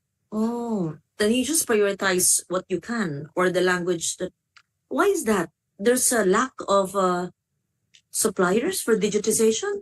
Madam Chair, we do the procurement process, so this must all be registered with GPPB, and we have very limited service providers in the Philippines. Mm-hmm. Can we? I'm sure there must be a solution. Not because I want to provide the whole amount, so that we can access it. It can't be just 2 a year. Can we, while respecting the process of procurement, but we must find out that there could be more than just 2 in the whole Philippines who could do those services. I don't understand it completely. There must be. The basic languages of Bahasa, Arabic, French, Mandarin, Nihongo, and Spanish are already digitized. We're working on the others languages. We cannot do the procurement outside of Manila, Madam Chair, because one of the contract provisions is for the service provider to be reachable and able to address any necessary glitches in the program, Madam Chair.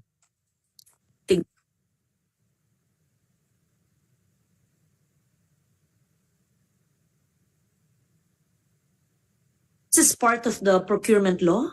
That's how strict it is. Yes, Madam Chair, they should be registered with GPPB. So first, taking that into consideration, please give us the 2 languages you wish for GAA 2025. But please find out how you can increase it and try to finish all by next year, so that the materials are not wasted, assuming you have the hard copy for all the 26 languages. Madam Chair, we will revisit procurement overseas and see if we can work within the law and if that could be a reasonable approach that we could take to hasten the digitization of more languages per year, Madam Chair.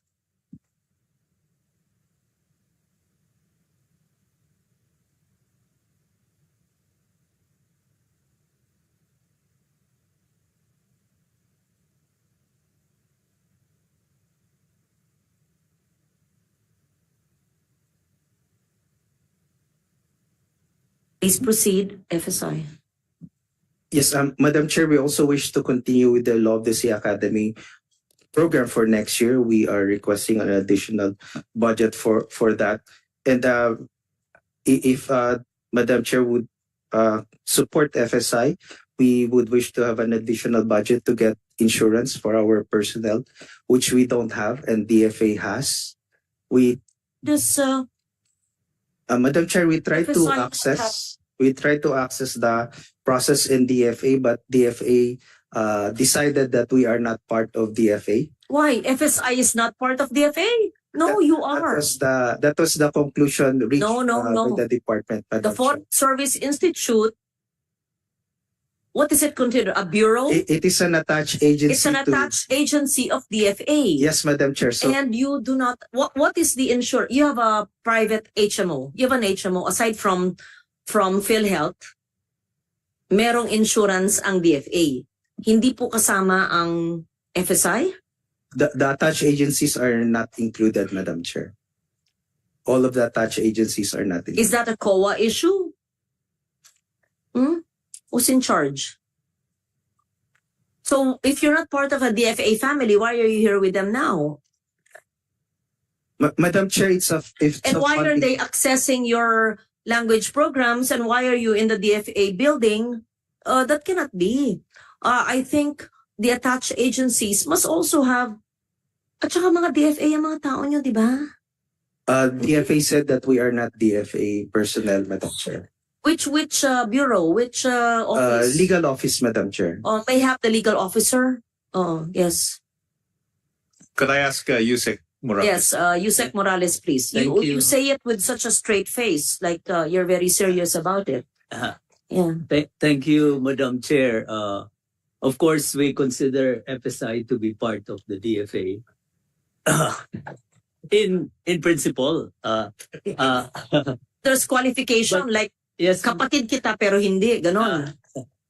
we consider them to be part of the DFA, ma'am, but in a certain sense, they have their autonomy. They have their own charter. They are created under a presidential decree, and an attached agency is an agency which is part but separate. They have their own budget. They hire and fire. They on their own. The terms and conditions of employment are not covered by the DFA. The Foreign Service Act is also very clear on the delineation of what is what the FSI is. It's the research and training arm.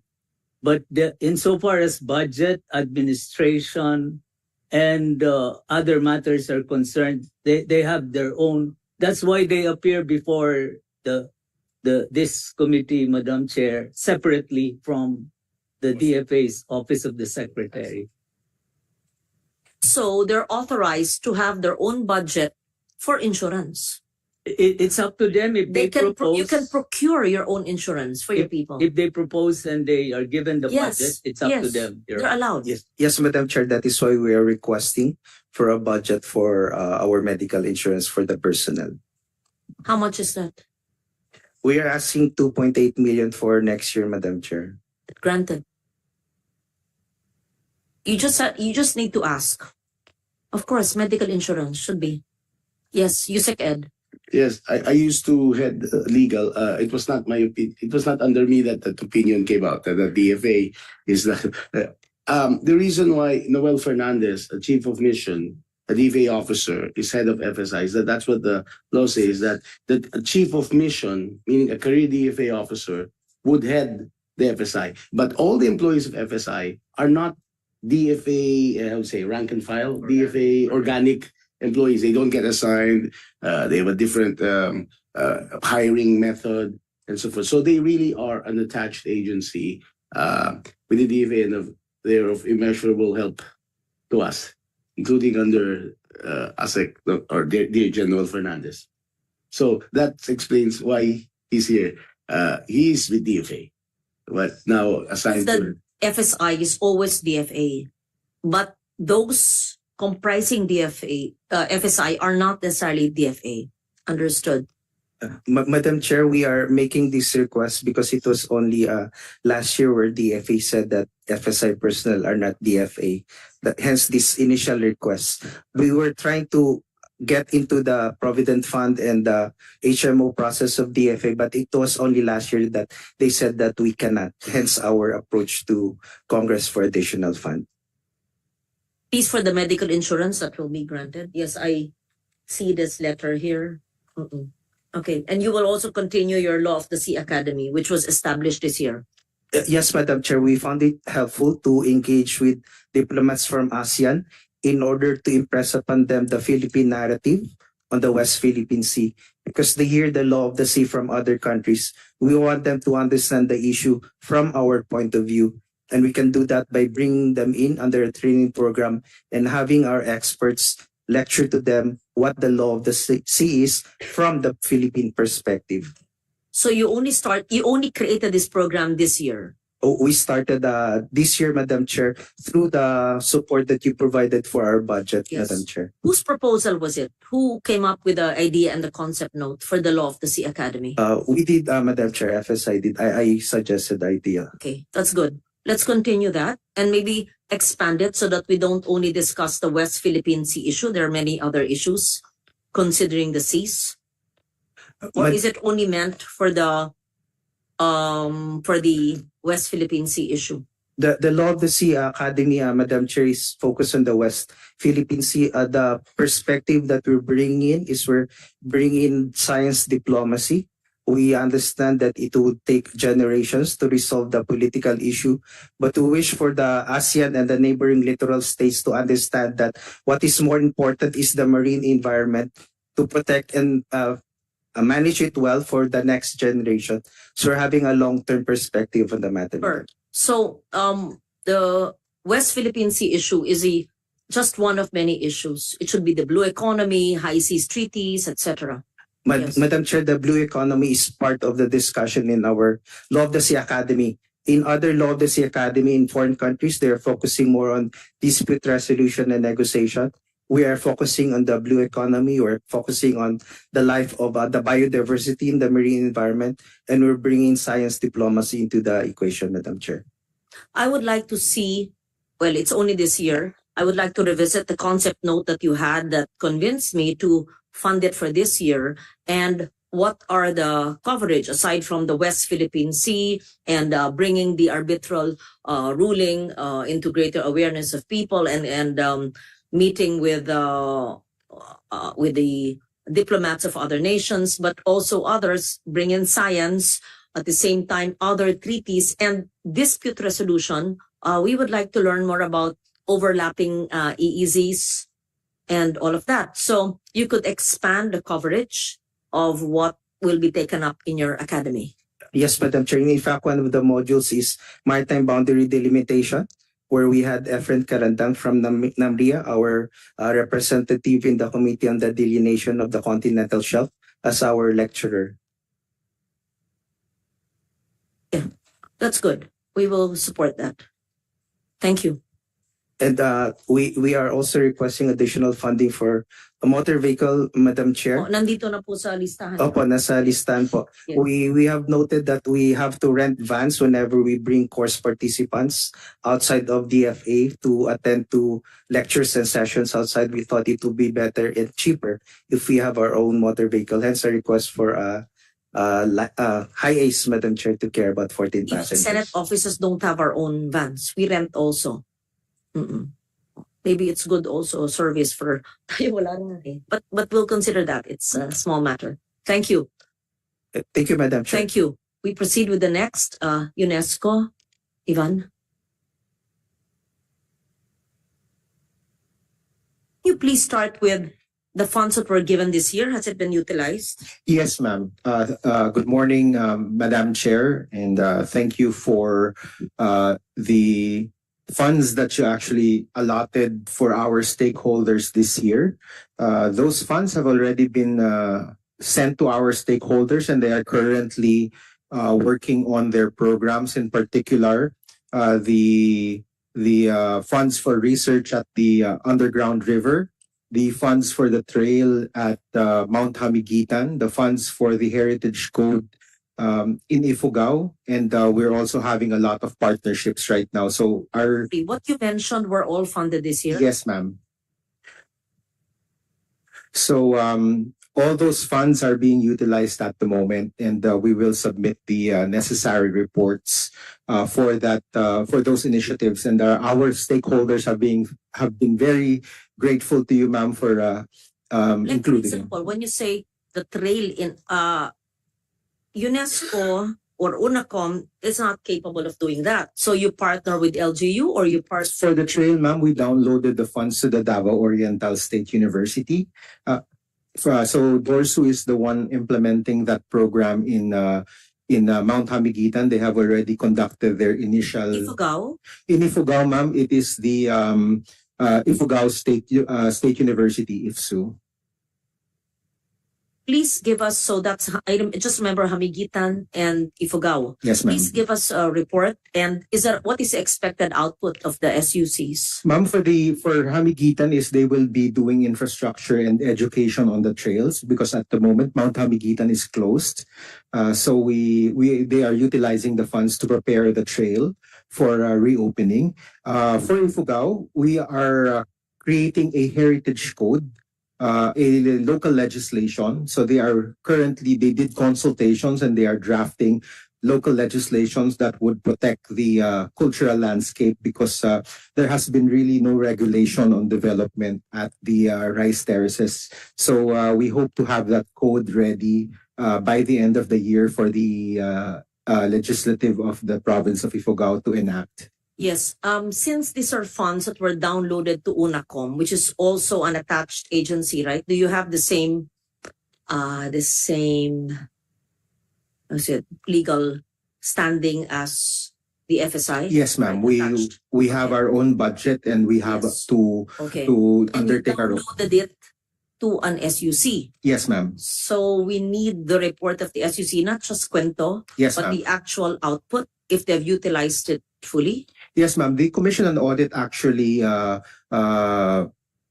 joins us when we do the monitoring and the actual implementation. So they are there to observe the project implementation.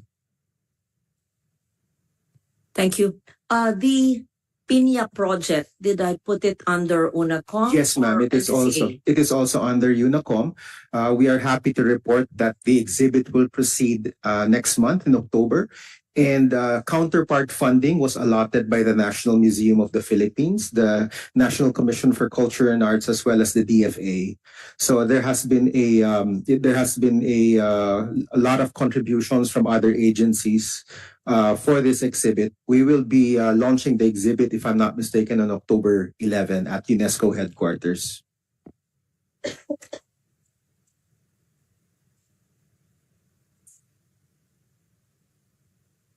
Maybe just those details now. Just an update of all of those. I can't go to Paris for the opening. Yes, ma'am. I can't travel, but just an update. Yes, ma'am. We're also happy to report that since last year, we have had 7 new UNESCO designations for the Philippines. In previous years, we've actually had 0. So this is a big jump from the previous designations we've had. And we will be submitting full nominations for all the designations next year. Designations did we have this year? Including the 2 that we had, or 3 we had this year, 7 additional ones, ma'am, since 2023. Pinya, I know, Pinya. Ma'am, for the designations, we have Bohol Island Geopark, Iloilo City Creative City of Gastronomy, Legazpi City as a Learning City, the Yapayaos Biosphere Reserve, Pinya Handloom Weaving, and for the memory of the world Asia Pacific, the Doctrina Christiana, and the Hinilawod Epic Chant recordings. Yes, ma'am. And we are submitting several more nominations for next year because it will be our 80th year with UNESCO in 2026 and the 75th anniversary of UNACOM as well in 2026. So we are hoping that in 2026 we will have even more designations to celebrate our this milestone with UNESCO. And again, we are very thankful for the funding that you've allotted because it's been utilized for the capacity building with regard to the preparation of these nomination dossiers.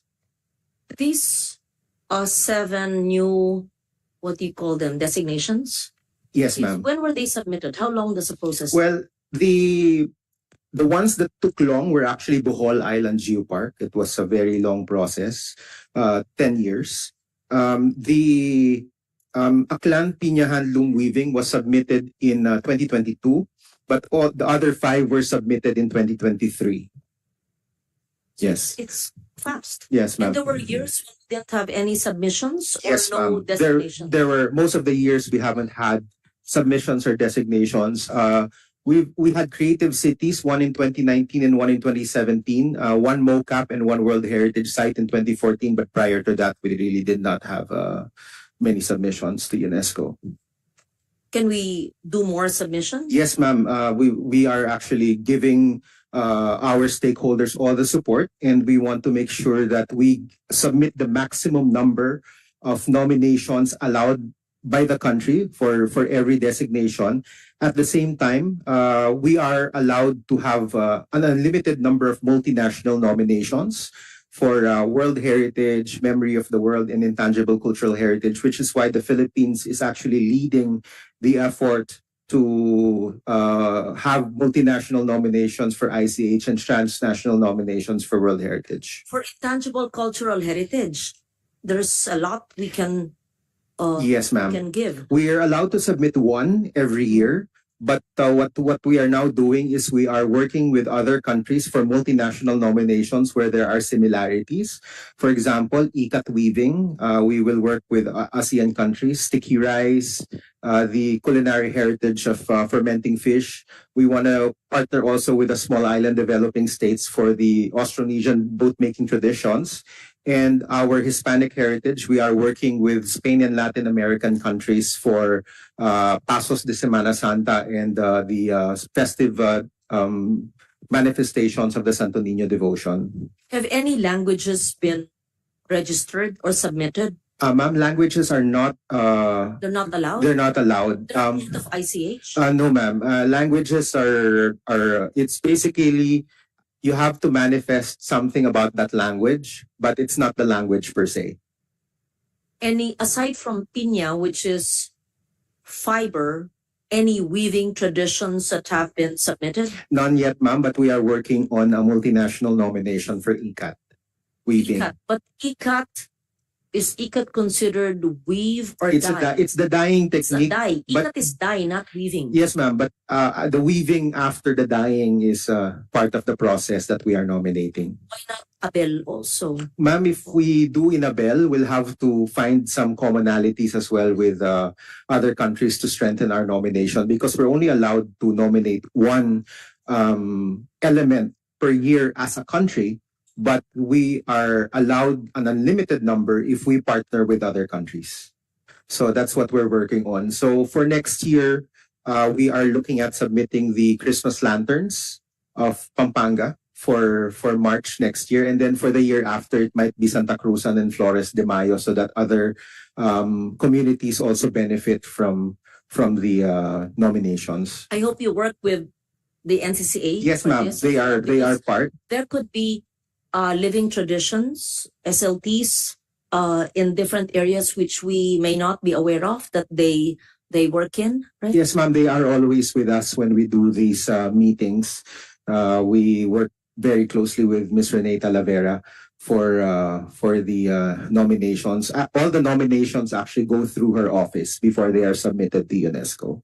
How about our architecture? Let's say the Ivatan House as opposed to the different Ifugao houses, whether it's Mayoyaw or Tuwali, Kiangan, or Banawe. Ma'am, we the can different also houses and the Turogan of the Muslims of the Maranaos, diba? Yes, ma'am. We can also look into that. Maybe we can again do a multinational nomination for Muslim houses in Southeast Asia or Austronesian houses Not just in Muslim, but even Cordillera. yes, Austronesian houses in Southeast Asia. So there's a lot of potential for multinational nominations. So pasensya na po, humaba dito sa una ko, maski malitang budget.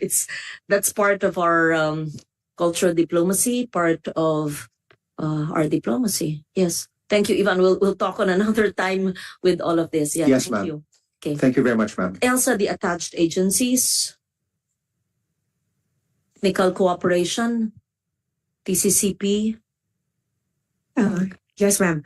For FY 2025, we are proposing 5.124 million, which is an 18.5% increase from our budget in 2024. We're also an attached agency. Yes, ma'am. You were created by law. By EO 17. You have the same nature, the same standing as FSI and UNACOM. Not exactly, ma'am, because we are not properly staffed. We are not properly structured. So that's part of the ongoing organizational and performance review of the TCCP, which we're doing after about 32 years of existence. 32 years created by an EO. Yes, ma'am. And there's a performance review now, whether Only to now. retain you or to abolish. Yes, ma'am. And to just absorb it sa DFA. Yes, Okay. ma'am. I'll leave it to the process. Yes. Okay. We can proceed. Should I go on, ma'am?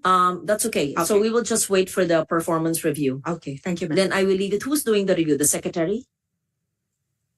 Who's doing the review? The review, ma'am, it's the UP and CPAG, CPED, Center for Policy and Executive Development.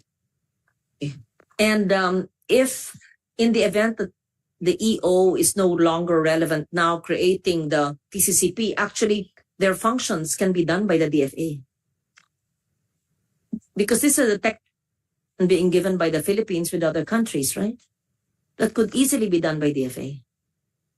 Yes, ma'am, that could be done if that is the finding, because, but at any rate, our aim is to see how we can further strengthen that office so that we can not only undertake existing activities, but even explore additional activities, because we look at it as more of our arm for development assistance as well as providing training for countries. Leave it to the judgment. So after 32 years of existence, there's a review ongoing. And when will the review finish? Be Ma'am, submitted to it's us? due to be finished early 2025 because it was delayed because of procurement issues as well. We're too small to form a back, so we had to tap the DFA back to do it for us. And there was a steep learning curve there. Yeah. We to the next agency. The VFA. Good afternoon, Madam Chair. I'm Antonio. Again, you're an attached agency. Shouldn't it Yes. be under DND? No. You're No, under it was previously a presidential commission, which was attached later on to the DFA. So it has a separate budget as well, just like the other attached agencies present. maybe you can just submit your budget to us, or we can just review it. Yes. Okay, ma'am. Do you conduct regular meetings as an oversight of the VFA in 1999? I don't think, and there's a Senate Oversight Committee on the VFA. Has it been convened? Are there hearings being conducted? There was a hearing before, but only under the House of Representatives. There has been no meeting with regards to the BFA for the actual oversight of the whole oversight committee. Can you kindly restate your mandate? Our mandate is to be the lead interagency mechanism to provide policy coordination, guidance, and assessment to ensure that all status of forces agreements serve the national interest. Is this only concerning the US VFA or all status of forces It agreement? covers all status of forces. Just the US VFA. Not I just. see. So we have currently two, the BFA Australia with the US and SOFA. the SOFA with Australia. And Also reviewing the possible reciprocal access agreement with Japan. yes, sir, we were part of the negotiations as observers, pending the approval or the concurrence of the Senate with regard to the RAA. As soon as it is concurred in and signed, then it will be our responsibility to monitor all the activities under the RAA. So it's clear, it's not just the US VFA, but also the Australian VFA and the possible reciprocal access agreement with Japan. Yes, Madam Chair. Okay, thank you.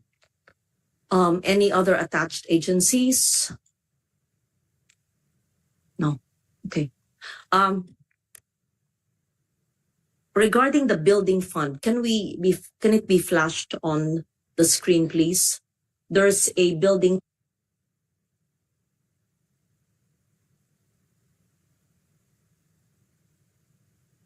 $1.45 billion. What is the building fund for? May we know? Is it for the retrofitting of the DFA building, or is it for acquisition of overseas properties? May I have the person in charge to clarify the utilization of the building fund? Thank you, Madam Chair. Could I, with your permission, request Yusek Morales to respond? Thank you. I'm answering my own question. So, acquisition, construction of new properties abroad or in the Philippines. Yeah, chanceries. Why are you not utilizing your building fund, 1.4 billion? Thank you. Sorry, 2024, 1 billion. And then in the NEP, it's 1.4. if you put 1.4, that mean what's the utilization of the 1 billion for this year? Has it been utilized? And the net of 1.45 is over and above the 1 billion? Is that how it is?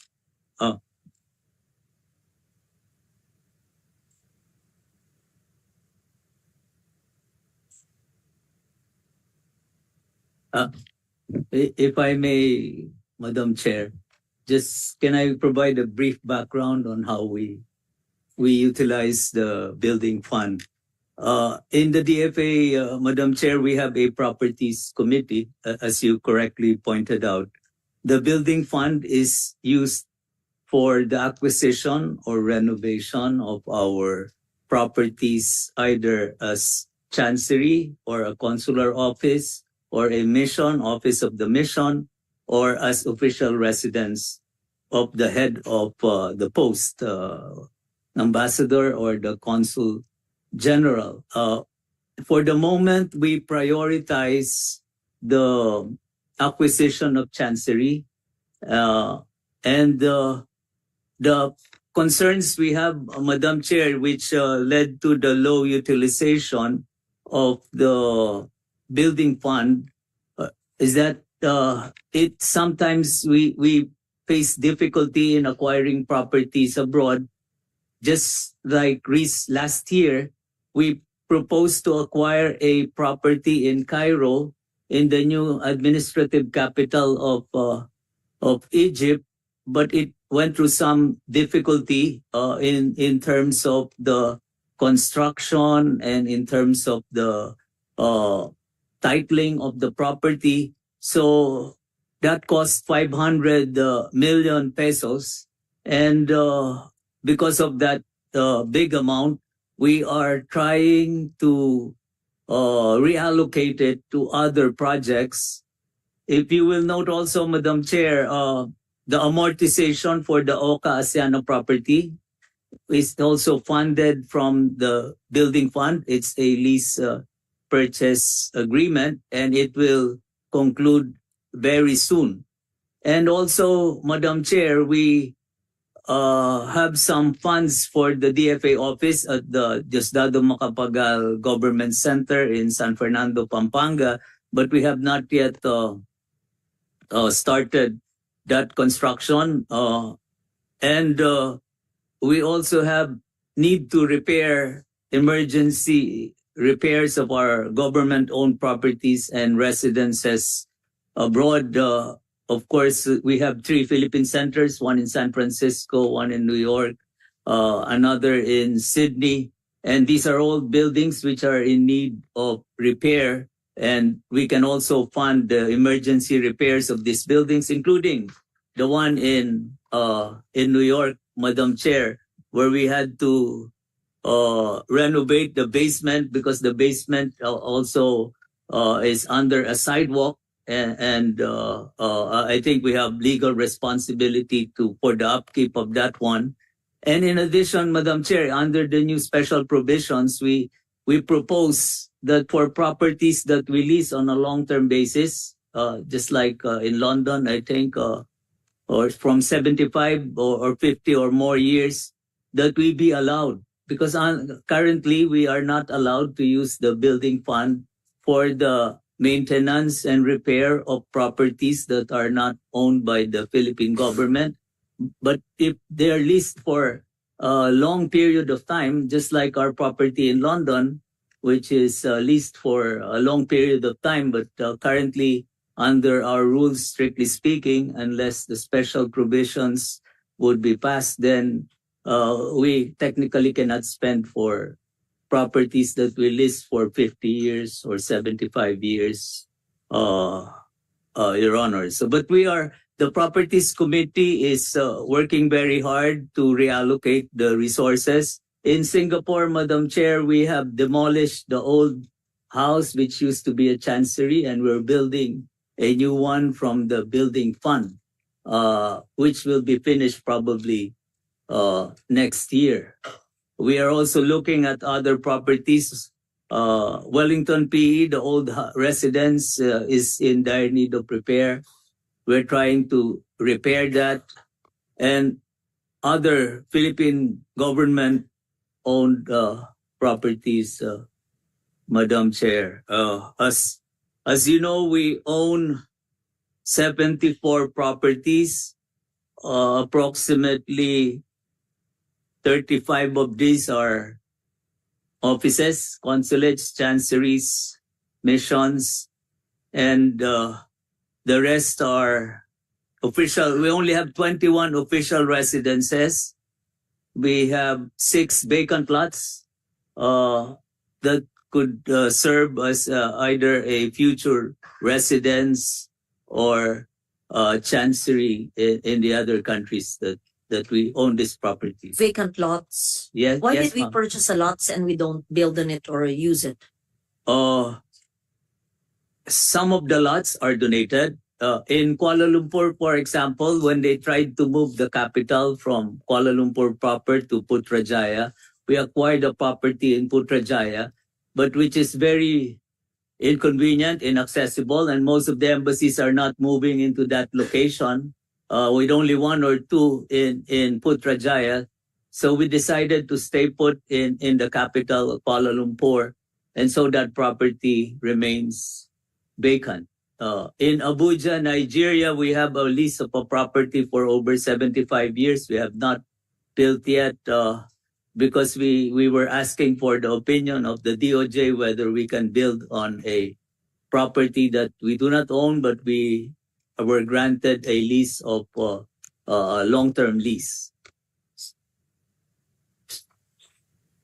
So aside from the one in Malaysia and Nigeria, what are the other countries we have properties in? Of course, Madam Chair, we have only the lot, Madam Chair, or including the built house, because in Washington, D.C., as you may very well know, we have land and building. In Tokyo, we have a land and building, and in other areas. No, I heard that there were vacant lots where there's no building. I wanted to find out if what are these countries where we had vacant lots with no buildings? We have, as I mentioned, Madam Chair, Abuja, which is like ownership because it's a long-term lease. And then in Kuala Lumpur, and then in Houston, we also have a property in Houston. And Bakit bibili ng lupa tapos hindi ginagamit? Hindi nagpatayo? Why did we buy the lot in Houston? It used to be for an official residence. We used to have a consulate in Houston many years ago. Then we closed it. So there's a structure. Yes, ma'am. And it's not a vacant lot. And then it was demolished because the property was really very old, not fit for human. And so we own the lot. We own the lot, and it's now not very convenient as a location for a small and not convenient location for the chancery or the residence. The other one is Brunei. And we also have in Brunei. Regarding those properties, would you consider selling them if they're vacant lots and not to be used ever? Some of them are. We will review the terms of donation. Some of them have been donated, Madam Chair, and we will look at the restrictions on the terms of the donation. Houston, where else? So that's Malaysia. We have 2 in Brunei, Madam Chair, and 2 in Abuja, also for the chancery and for the residents. Then Kuala Lumpur and Houston. So total of 6, Madam Chair. Regarding the building fund, as I mentioned to the secretary, and I think Ambassador Natividad and Consul General, what is her name? Frankfurt? Banzon knows about it. The possible interest in the Philippine government's acquisition of the vicarage where Jose Rizal stayed for a few months, several months, in Wilhelmsfeld. And I was wondering whether it would be best to just change or revise the provision to allow the purchase of of properties to make it into a Centro Rizal, or whatever name you would like to call it, would you be able to use the building fund, or do you need me to amend the budget, which I can? In short, I believe it should be purchased. It's on Rizal Strasse, and it's the house, and it's for sale. I mean, sinong bibili niyan na kundi ang bansang Pilipinas? The Protestant vicarage, the information came from Conjen Abalos a few months ago. And I've spoken to the mayor of Wilhelmsfeld. They've reached out to us, the president of the Protestant group that is selling the property. I think the DFA should take over the talks on negotiations for a serious contemplation on purchasing this. I think it would be a very good Centro Rizal, or if you want to make it a consulate, but in Centro Rizal, because this is in conjunction, in preparation for our 2025. That's 1 year from now. Frankfurter Buckmesse as a guest of honor. But whether we're a guest of honor or not, if the beds and the desk of that house were donated by the Ulmer family to Fort Santiago, and some were retained in the consulate in Frankfurt, cabinet lang yun, desk lang yun, hindi lang. At saka yung kama, ito yung bahay, and it's available. So I think we should consider that. Now, if you don't want me to touch the building fund because you're using it, then I will amend the budget for an approximation of how much it will cost. So there's been a suggestion not to add because you have the funds. But I don't like to impose on the utilization of the building fund. You may, because I have a list here of where you're going to spend it. So what is the pleasure of the DFA? Thank you. But the amount here is wrong. Huh? It is not 100 million. It's only 40. It's only 40. It says 100. It's not. Yeah. It's for less than 50 pesos. Yes. Thank you. Madam Chair, as you pointed out, the building fund can be used for building or construction or maintenance of a chancery, a mission, an office, or a residence. And in our view, it could also include a cultural center. Some of our Philippine centers abroad also have service venues for cultural activities. And the Properties Committee will meet shortly, and the indications are that the committee will favorably endorse for the use of the building fund this amount for the acquisition of the Rizal Vicarage as a cultural center. For the moment, I think it can easily be accommodated, Madam Chair, by the building fund, given the lined up projects for 2025. Don't want to displace anything. I have a list here of 1.450 for the building fund in Abuja, Hague, Abu Dhabi, and repairs. I don't like to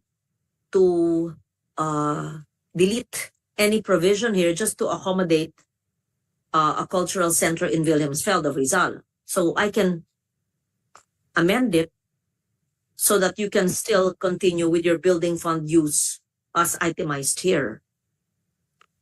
Madam Chair, that will give us more leeway in repairing some of our properties. Amend ko na lang para walang magsabi pinilit ko yung gusto ko. Sige. Salamat. Diba? Amend ko na lang, dadagdagan ko. Pero gamitin naman nyo yung budget nyo kasi hindi gumagalaw eh. Oh? So you have the 1 billion for 2024, it's still not used. Then you have the 1.450 proposal, which, well, that can already include actually the 40M for the Rizal Vicarage. You decide what's wisest use of funds. Depende rin sa inyong utilization, absorptive capacity nyo. Madam Chair, the reason behind the apparently low utilization of the building fund was the Cairo some acquisitions did not push through because we did not come to an agreement with the host government in the provision of in the terms and conditions of the purchase agreement. They wanted us to build immediately upon purchase, and we could not do that under the current circumstances. Like Cairo PE, 500 million.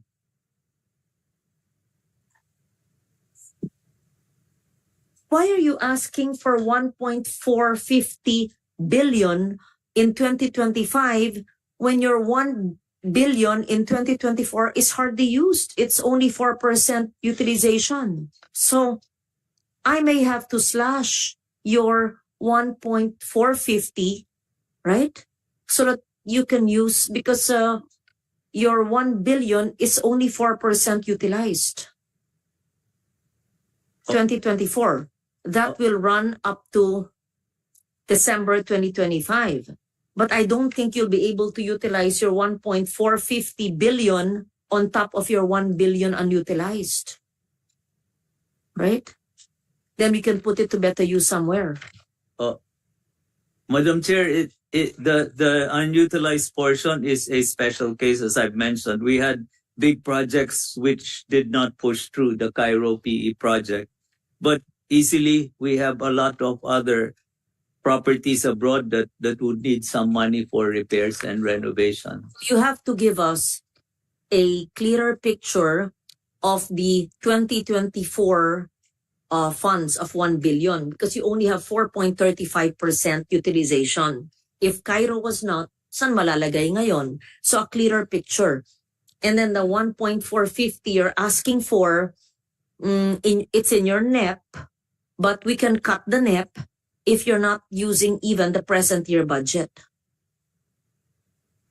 Madam Chair, we are positive that we could utilize the FY 2025 budget because we really have these proposed projects lined up. The Abuja PE, as I've mentioned, we are planning to construct already. The Hague PE to acquire an official residence. And Abu Dhabi, where we're just renting a chancery.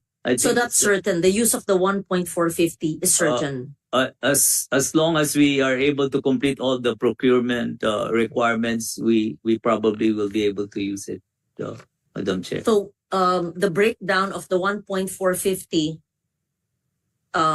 is clear. There's no stumbling blocks. Madam So what Chair. you need to explain perhaps is the 2024. The 2024, where there's still 1 billion. 1 billion, 8 million, 1.8. Saan galing yung continuing? From the 2020. Oh, yes, wait. From 2023, expiring this December, right? 3 months to go, you have 400 million. Unahin nyo gamitin yung 436 million nyo. Can I also add? So siguro, okay, sorry, itong 436, tapusin ninyo si Vicarage, kunin ninyo doon. Hindi pwede? Special provision. The special provision will come next year. But you have to use your 436. Sayang naman yan. Singapore, galing ako.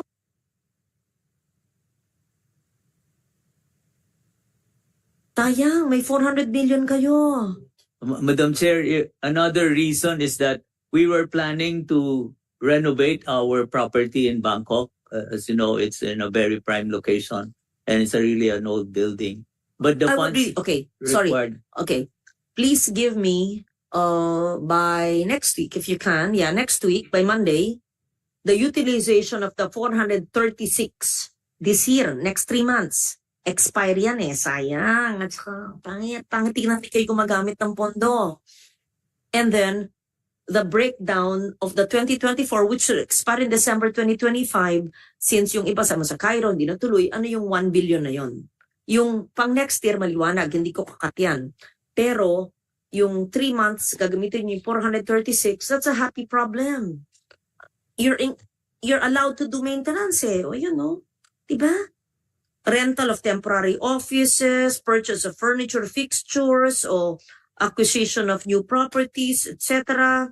Ang daming paggagastusan ng 436 million. Sayang naman isoli. Binigay na sa inyo.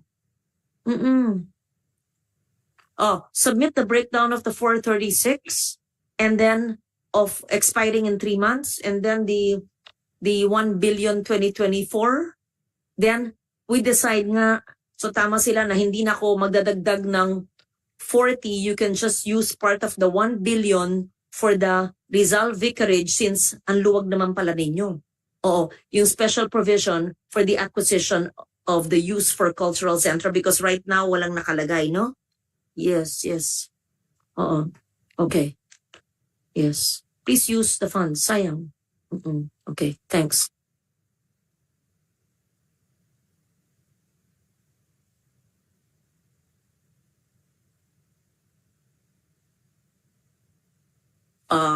We have the Philippine Studies programs. Perhaps I would like to see a list. I provided for Philippine Studies program publications 10 million for this year. No, 1M for publications. Why does it say here 10M? Permanent pang school yan, which include 1 million for publication. Some dear.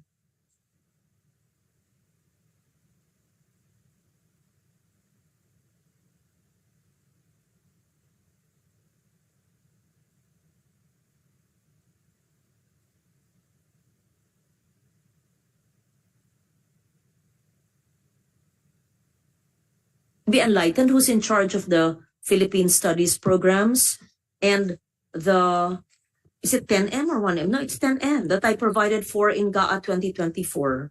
Yes. Thank you. Could I request our Assistant Secretary Peria to reply to your question? Can you please give us, because I haven't seen any hard copy publication. What happened? May I have a summary, please, of all the Philippine studies from the time that I conceived of it and started?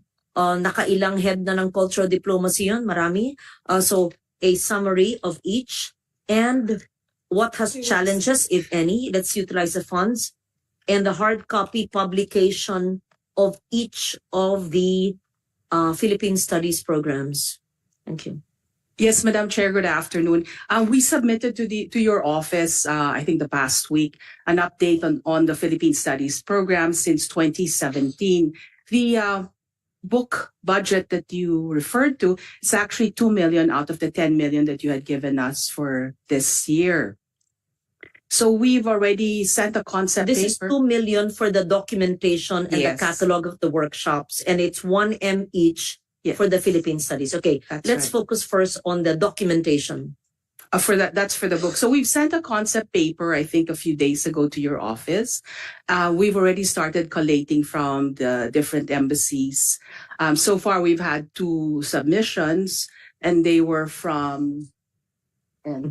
I'll just read through the submission, and don't wait for my office to decide on that. I think that's really, the funds have been given to DFA. Yes, ma'am. And all those that had received Philippine studies should submit to the DFA, the Cultural Diplomacy Unit, all the workshops, lectures, whatever, soft and hard copy, so that it could be compiled into a Philippine studies like a Wikipedia, like a glossary or a compilation. And that could all be used for the Foreign Service Institute. It's a good library or a collective of all the Philippine studies. Yes, Madam Chair, we're very thankful to your initiative to start this Philippine Studies program. We've asked the different posts to submit by end of September. We already are in talks with certain publishers to discuss how we're going to go about with the publishing and the format of the book. So I guess we could say that we are on track and we are coordinating with your office at every step of the way. We're very limited staff, so I would leave it to the better judgment of a DFA to just proceed. Number one, you have your own editors and publishers because you do publish books, right? FSI or what? Second, all the Philippine studies, of course, you're aware of that, even before your time, all the heads of cultural diplomacy. And we have the list here. I don't have to go through that. And the posts, even if they're different heads of posts, should have copy, soft copy of all the lectures and workshops. And we also did this even during the pandemic. So it's like it's just a compilation. Yeah. So Yes, that's Madam Chair. important. Yes, please. Thank you. And then whatever recommendations for other areas for Philippine studies, actually maraming humihingi, no? Dumidiretso sa atin. It would be good if the posts that want Philippine studies would also include it in the list of the OSEC, so that SFA, when Secretary Manalo gives me a summary of all the amendments, that's included, right? Because you're in a better position to decide. Maybe if you will choose only 5 places, maybe this is better. You can help me decide. Yeah. Yes, Madam Chair. Thank you. May we have the hard copy launch of the documentation by end of the year, or that's too optimistic? By January, perhaps? Well, we have to allot the budget by the end of the year. So hopefully You have to utilize it this year. we will yes. utilize it this year. So hopefully by first quarter of next year, we hope to have something. Thank you. Let's maybe February. February, that's Arts Month. Let's see. Thank you.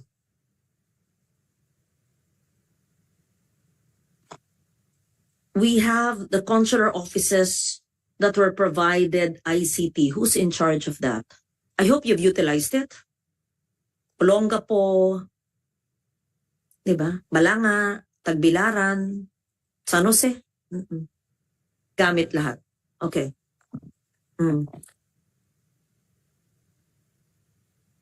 What's the monograph publication and the panel discussion with SEEDS? Has that been utilized? You asked for this, I provided it.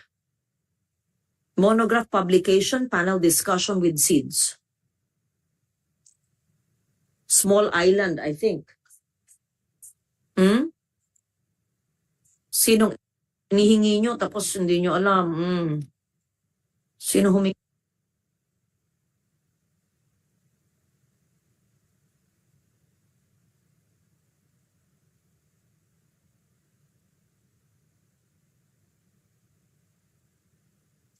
Let me just go through it, okay? Then I have a bathroom break. There's installation of license network intrusion, blah, blah, blah, software, 7M. License endpoint security software, 7M. Wildcard certificates, 40. Is it 40? 14? 40,000. Okay. So total 14. Okay. Then there's the Carmen examinations, Carmen leadership training. Yeah. Then Philippine studies, we discussed that. The consular offices being used. SIDS countries. And then the Ocean Conference in Nice, 3 million. That's for post. Yes. May I have just some feedback? Because when we give the funds, there should be, it's end of year. Yeah. Who requested the seeds? Because I wouldn't have thought of this. Yeah. Madam, could we request ASEC? Okay. Yes, ASEC Eileen. Thank you. Good afternoon, Madam Chair. Actually, the fund was allocated to UNEO, and UNEO and ASPAC partnered together to create the Pacific Conference on Health Security, which will be convened on November 27 to 29 in the Philippines. We've invited for a conference. Yes, ma'am. It says a publication also. There's plans to do a compendium after the conference. So you're familiar with this, and it's UNEO and ASPAC. It's UNEO, ASPAC from the DFA, and then we partnered with DOH and also with WHO, WIPRO. What is the subject matter of the conference? The conference is it's part and parcel of the initiative of the DFA to create a Philippine Pacific Initiative, which has 4 main pillars. One of the pillars, basically the Philippine Pacific Initiative has resilience as its main core.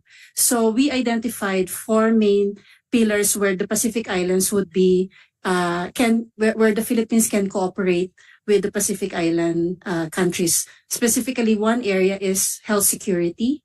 Many of the Pacific Islands have already approached the Philippines asking for some form of support, either capacity building, training, or even allowing their patients to come to the Philippines for medical checkups. And so that's why we created that program to help them as part of our South-South Development Cooperation. Thank you, ma'am. It's in November in the Philippines. Okay, please keep us updated. Thank you. How about the Ocean Conference in Nice? I think it was the French ambassador who brought up the subject matter to me.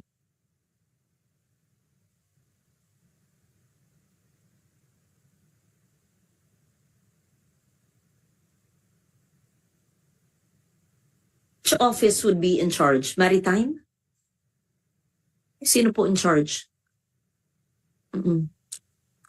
Maritime Office, Maritime and Ocean Affairs. Would you know the utilization of this, or if it's not yet utilized, you have 1 year? Because what is happening in Nice, it is the Year of the Oceans. It's an ocean conference in Nice, and we wanted to support it by providing resources, funding to DFA so that post in Paris, and we don't have a consulate in Nice, right, could reach out and have some collaborative effort with the organizers of the Oceans Conference in Nice. That was the intention. May I know who the focal person is in DFA so that we could work together? Perhaps I could X there. But first, just to say that we already are beginning to utilize the 3 million. But maybe she can... Thank you, ma'am. Deputy Sec, I can't see. Elena. Maningat. Yes, thank you. Ma'am. Thank you, ma'am, for the 3 million that we received from your office for this fiscal year. We already started using... Clarification po, the funds do not Yes, come ma'am. from the senator's office. Yes, we study the budget, but these are funds coming from the Treasury to DBM to the agencies. Okay, thank you. Yes, ma'am. Thank you for giving priority to the UN Oceans Conference for 2025 in Nice. We already began with interagency meetings.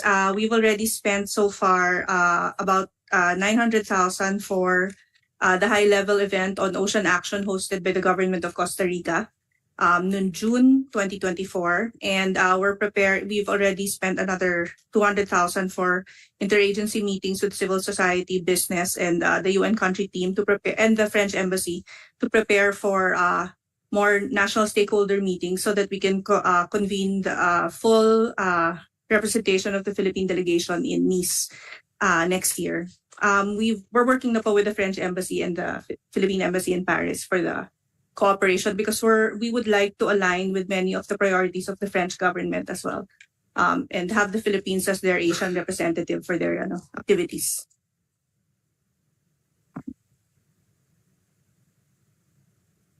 A briefer from the Maritime and Ocean Affairs Office. So this came from you, Ms. Maningat, Deputy Asset. Okay, but so what I hear from you, that's it's welcome, but it's a bit too general. So we would like to see concrete action and not all policy. Perhaps we could also see certain LGUs or maybe regions of the country that have so that we can have best practices, let's say, on marine protection, on maritime security.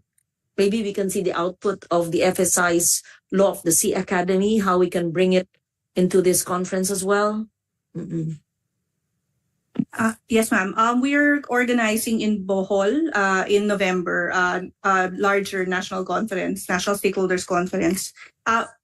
What conference have you had so far? Ma'am, it was participation in the Costa Rica conference. Pero dito, ma'am, interagency meetings pa lang po. So yung national stakeholders meeting that we're organizing in Bohol in November. The first meeting in Bohol? Yes. What was the Costa Rica conference? The Costa Rica was the high-level event. The partnership... Is this the High Ambition Coalition? Ay, hindi po, ma'am. This is the Oceans Conference next year sa co-hosted by Costa Rica and France. So the major conference is France, but the But there preparatory was a conference meeting is here for the Costa Rica conference. Yes. Just of Philippine agencies. Ma'am, hindi po. There was a participation of the Philippine delegation in Costa Rica in June. And then after that, we met to discuss what the outcomes of that. There was a Philippine delegation that went to Costa Rica. Yes, ma'am. Funded from these funds. Yes, ma'am, because Huh? it's already in relation to the UN Oceans Conference for next year. So it's preparatory for the 2025. The Nice conference, why was there a Costa Rica meeting? Ma'am, parang joint hosting po ng France and Costa Rica. France and Costa Rica are co-hosts of the Ocean Conference, and there was a meeting in Costa Rica. Yes, ma'am. Why did we have to fly? Don't we have an embassy in Costa Rica? No. What's the nearest embassy? Mexico. So we had to fly. Who went to Costa Rica? Ambassador Lagdameo from New York, bale, because the Oceans Conference is a UN meeting. So Yes, it's, yes. New York. And then from here, DFA and DNR went po. Oh, But we did it can we fast. have a report? Do we have a report Sige, on ma'am, that? we'll send When did they fly to Costa Rica? June. Okay. We'll send a copy to your office, ma'am. So that was the first Yes, ma'am. activity in relation to the Oceans Yes, ma'am. Conference. Okay. Sometimes it's a waste to be sending. Maybe we should send the nearest embassy kaysa galing pa sa Pilipinas. Who in DNR participated? We're funding the DFA No. funded DNR? No, ma'am, we did not. They have their own funds. It was USEC. Not Okay. well. Just kindly give us the who Yes. participated and an output of the meeting in Costa Rica on the road to Yes, ma'am. the Oceans Conference. And then what are the other events, meetings, interagency in foreign lands or what? So that it's not meeting and meeting and meeting. So that we want it productive and we Yes. want the output applicable to the protection of our seas, Yes, ma'am. right? And maybe also engage our POs, CSOs, NGOs, LGUs, so that they're more aware of this and considering the threats to our marine environment as well. We met with some of the civil society in August. We're also asking for their recommendations on which LGUs or particular Civil best society practice. groups. that Ma'am, I'll meet give you a with. report on Yes, that as well. please.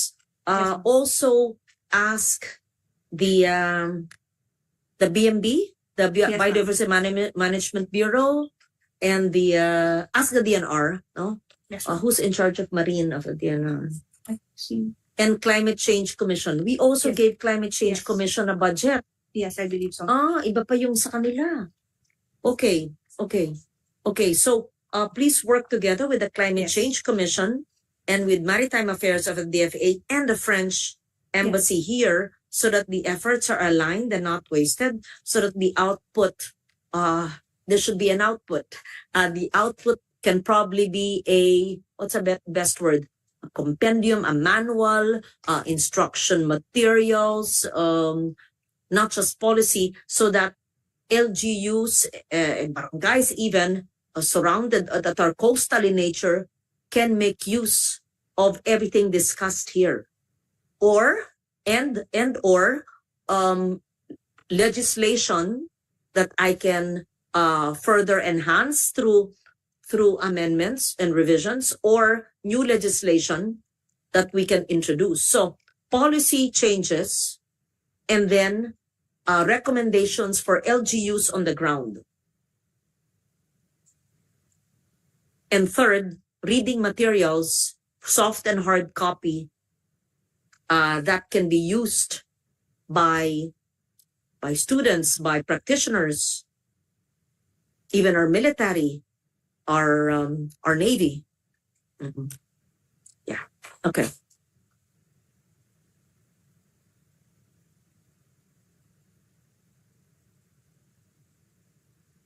What we actually want to see here is what are the challenges, the risk, vulnerabilities, and what's the action plan that we need to do to protect ourselves from the threats, challenges of the seas. Anyway, sige, I'll read this. Yeah, we talked about digitization. It's been UNESCO already went through that. DFA. Okay. We already asked for a copy of the list of consular offices and embassies you want to open that were closed and new ones that will be opened. I asked you about the tops and I'm summarizing now. And we want to close everything, and you will by December, and you will give me the budget for the 6 new consular offices. Yes, and we will support DFA in the moving, what do you call it, the moving mobile passport on wheels. Okay. And we talked about the billing fund. You will give a detailed utilization of 436 million and the 1 billion for this year, and decide whether it should be an augmentation of the budget for the Rizal Wilhelmsfeld Vicarage or part of the unused fund, because your utilization is only 4.35%. Okay, I'm summarizing it already. So there are 3 special provisions that are not included in the 2024 NEP, but included in the GAA.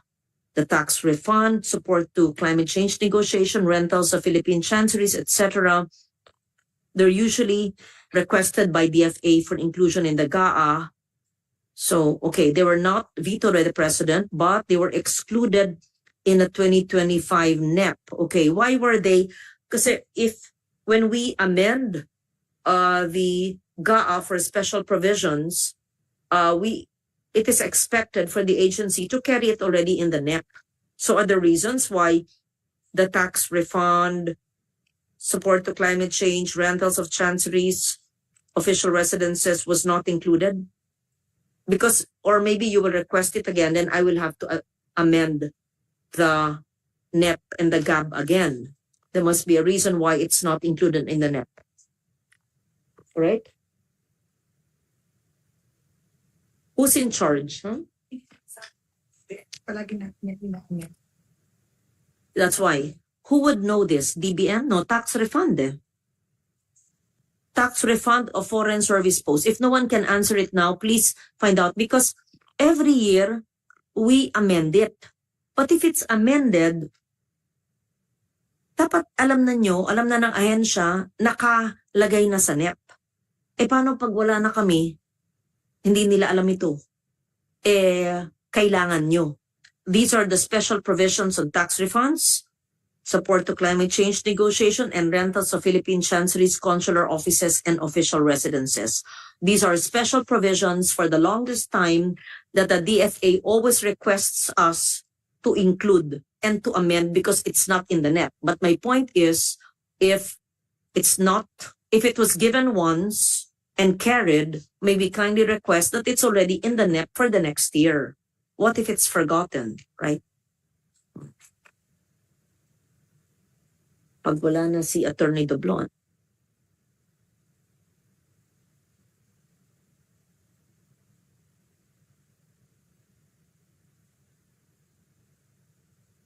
Assistance to national funds, that stays, right? Despite the Department of Migrant Workers Fund. And we're able to use the assistance to national funds, which is different from the legal fund. Yes. Yusek, the Vega. Your Honor, yes. It stays because we have separate responsibilities with the Department of Migrant Workers. They handle specific OFWs in places where they have resident offices. But the majority of our posts do not have yet MWOs. So we have that. The legal assistance fund is a separate amount. It's 200 million pesos.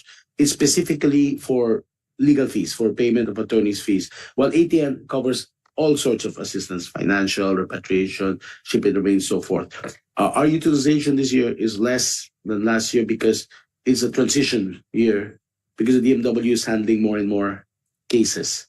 So we're still working with them on this. But we would appreciate, and it is in the budget, the same amount, because we have to be ready for any contingencies next year, as we saw during the COVID year when we had to spend a lot of money for repatriation. So that's why it was retained so far. But So far, Wanted to make sure that the budget it's both there and yes, you're utilizing it yes, for what it's yes, Your meant, Honor. despite the DMW.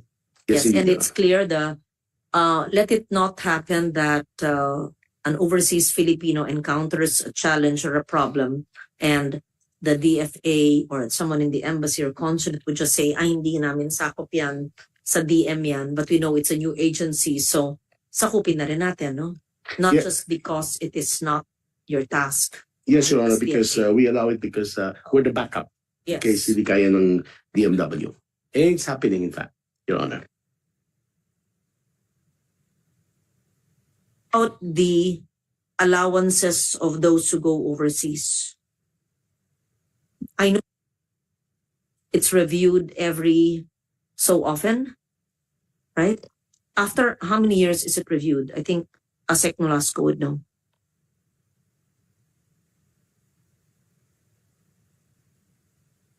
With the permission of the chair. Ma'am, the DBM and the DFA has already concluded its joint study of the allowances. The last one was in 2013. It was now submitted to the Office of the President, the draft executive order. Yes, ma'am.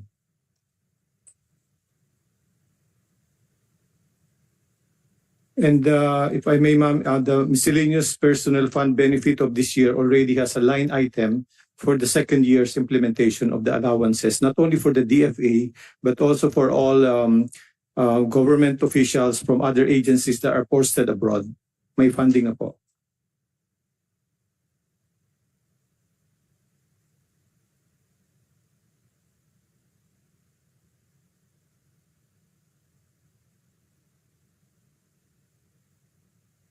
So there's no need for me to have a special provision or an augmentation because it's provided in the miscellaneous MPBF and you're just waiting for an executive order. When do you need that? The DBM already Yesterday, yes. submitted the draft to the Office of the So President. it's not waiting. Does it have to be approved before GAA? If it will be approved before the GAA, we can take it from our existing resources or request. You have the resources. It's just the approval. Yes, ma'am. The executive. How long has the approval been pending? Just last week. So. Kayo palang huli eh. Last week lang? Wait, I don't understand. Why is the review only done from 2013? Why is it only done in 2024? Ma'am, if I may. Di ba adjust? Under the regulation, it has to be reviewed every 2 years. Every 2 years. So it's a joint review. I cannot answer, ma'am, for the previous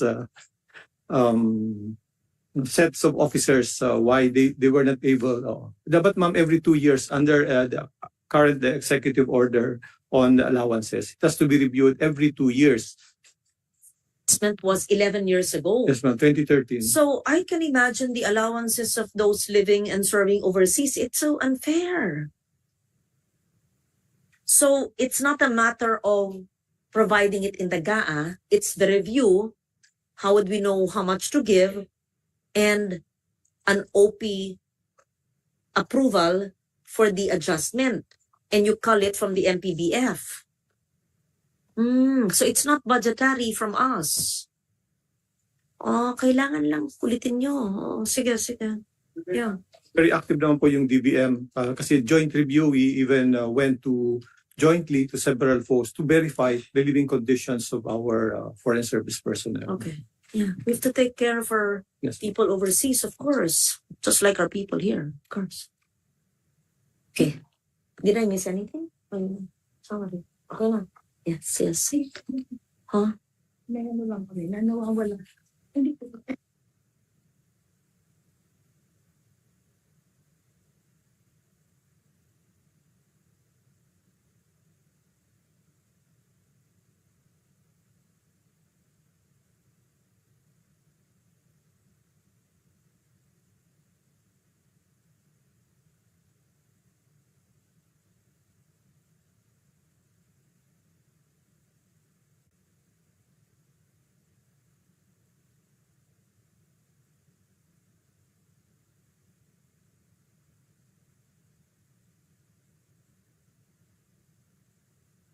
I am told here, it's okay. there's a comparison of the list of embassies and consular offices in the GAA this year and with the NEP of 2025. So there are embassies and consular offices that are not included in the NEP. The budget of the said embassies and consular offices were limited to MOE, like Agana in Guam, Guangzhou, Hong Kong, Houston, Macau, Nagoya, Toronto, Vancouver. Can someone answer that? Yes. Your permission, in the 2024 GAA and in the previous GAA, we have two main PAPs, ma'am. The diplomacy and then the cultural and then the consular PAPs. The way it's enumerated now in the GAA, for example, an embassy is enumerated in the diplomacy listing and also in the consular listing because they perform both consular and diplomatic practices. This year, ma'am, and next year, ma'am, we're trying to rationalize the enumeration because this year, Agana is included in the Agana PCG, a consulate general, is included under diplomacy. In the 2025 NEP, ma'am, they are now under the consular PAP. So all consulates generals are now enumerated under the consular PAP. Consular, ma'am. And all embassies are in the diplomacy plus also a small portion in the consular PAP because all embassies also perform consular functions. So wala pong ma'am na wala. There's not. It's just the enumeration and attribution. Thank you. Covered most, if not all, unless there's something that the secretary or any of our officers would like to raise that we failed to discuss. Then we'll kayo na mag-ayos ito, ha? Yes. Okay. Nothing at the moment. So thank you. It's as always, it's been very enlightening and rest assured of my support. Please don't give me surprises. Bigla na lang may long list. Nakalimutan ito. Hindi, ha? Ayan, maliwanag tayo, ha? Nandyan lahat. Oo. Yes, Secretary. Since because of your statement, could we raise one issue? I really reserved namin for later, but could we maybe just for your consideration, at least a heads up? I think ASEC Cruz would like to raise one point, one issue.